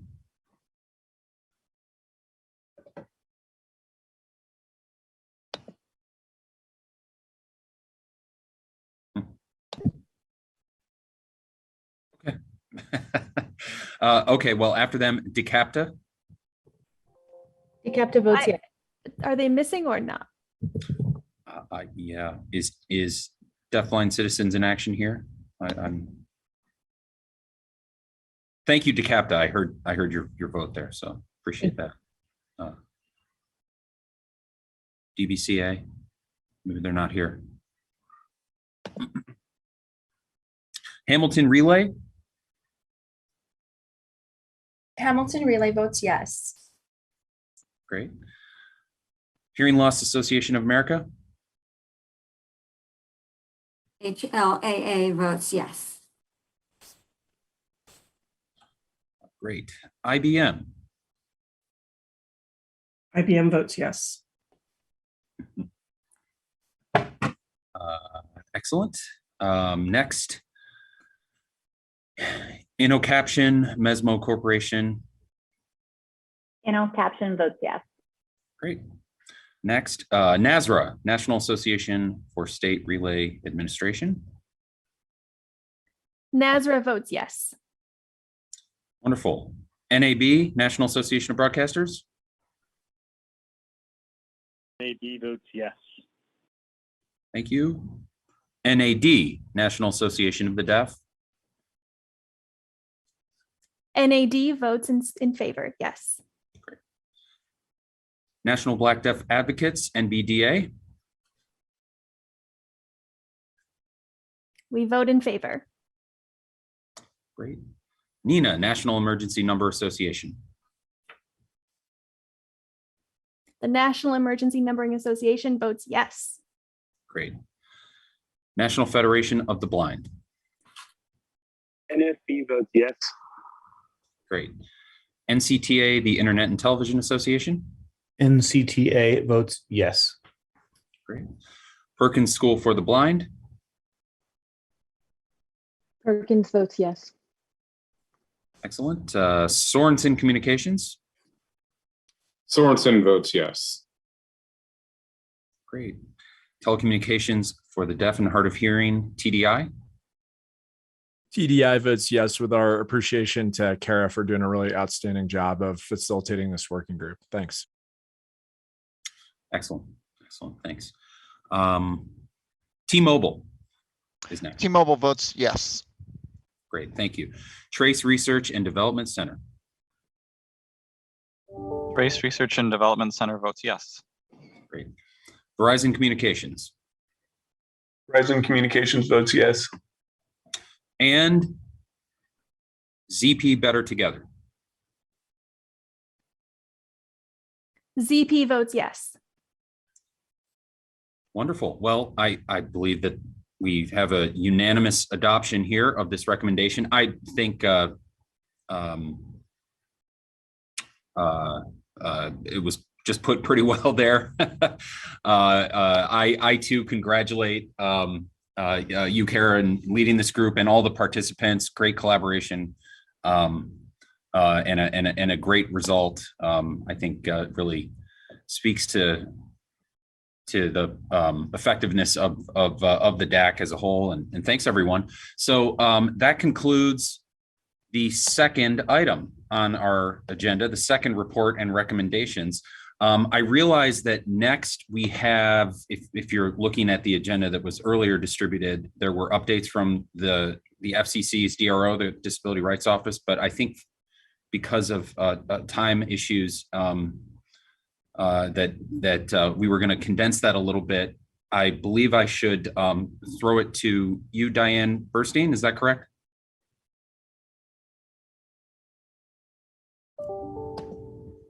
Thank you. Yes, Brian. Condensed it will be. Thanks for the really great reports this afternoon and all the hard work that went into it.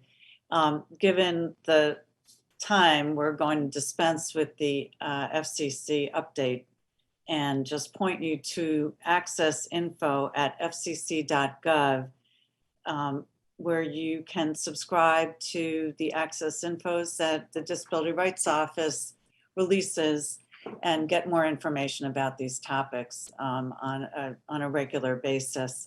You can also go to fcc.gov/accessinfo to get some of the information that's already been archived. And with that, I will turn it back.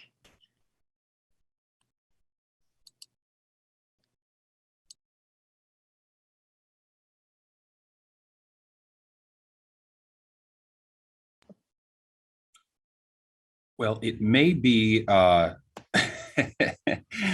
think it may be either or myself. I think the next item up is public participation. So we can defer to you, Will, if that's okay. Absolutely. I'm going to go through the public participation. There was a number of comments submitted to our email address, live questions at fcc.gov. And these comments came in from Megan Thomas,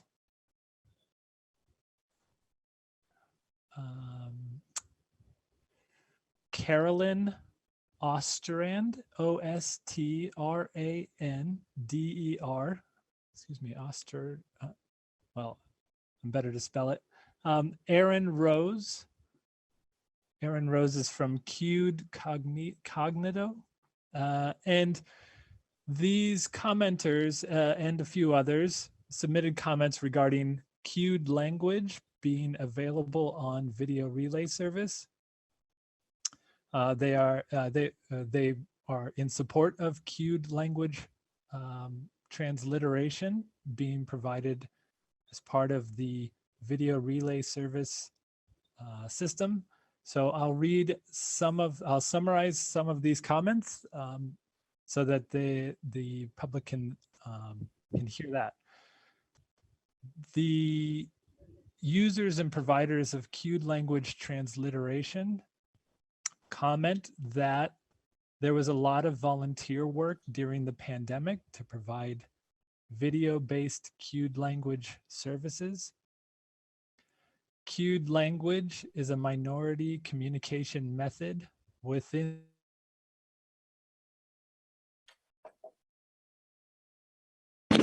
We've lost your sound, Will.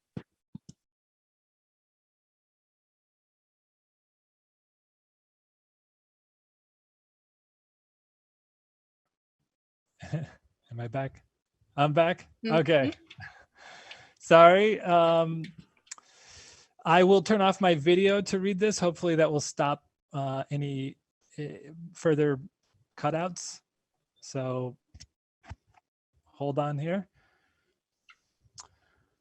So the users and providers of Q'd language transliteration comment that there was a lot of volunteer work during the pandemic to provide video-based Q'd language services. Q'd language is a minority communication method within the larger community of Americans who use video relay services. And during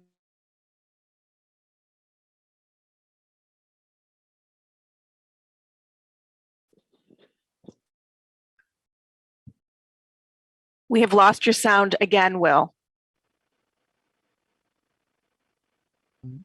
They saw the benefits of this service to communicate with their hearing colleagues, workplace supervisors, workplace employees, teachers, family members, and fellow community members. They pointed out that the Biden presidential inauguration included Q'd language, and they provided a YouTube link to that. They also ask that the new administration not recede from disabled people who benefited from the communication technology simply because the crisis is passing. They ask that the FCC include Q'd language users among the clients afforded communication access via video relay and other video communication access.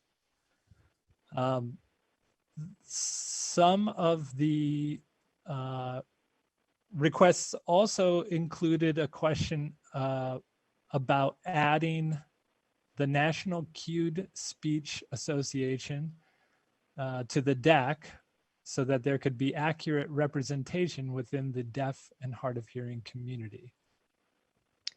So continuing with my video off so that it seems to be working, I'll respond to some of these comments. So first of all, thank you for the comments about Q'd language. And I understand that the Disability Rights Office at the FCC is engaging with you on this subject. We appreciate you providing comments here at the DAC meeting. I also wanted to add that the best way to be added to the DAC is to file an application during the application process. Best way to know when the application process is to sign up for access info at fcc.gov, just as Diane had mentioned. That will definitely be a place where it will be announced when or if the new term of the DAC begins. Those applications tend to go out in the fall of the last year of the current term, which would be sometime in the fall of 2022 if it continues. That was all of the public comments. Isidore, back to you.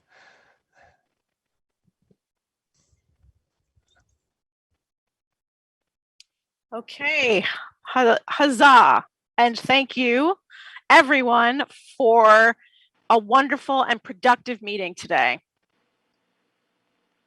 We will be emailing you about the next DAC meeting when a date is scheduled.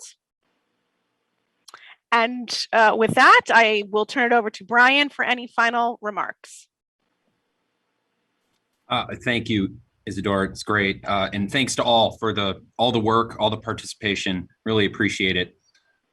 If people want to just turn on their videos, wave goodbye while we adjourn the meeting, please do. I think another successful DAC meeting, DAC meeting that we can all be proud of here today. So thanks to all and commission leadership, FCC staff, everybody. I guess this meeting is officially adjourned. I'll bang my imaginary gavel. Bye, everyone.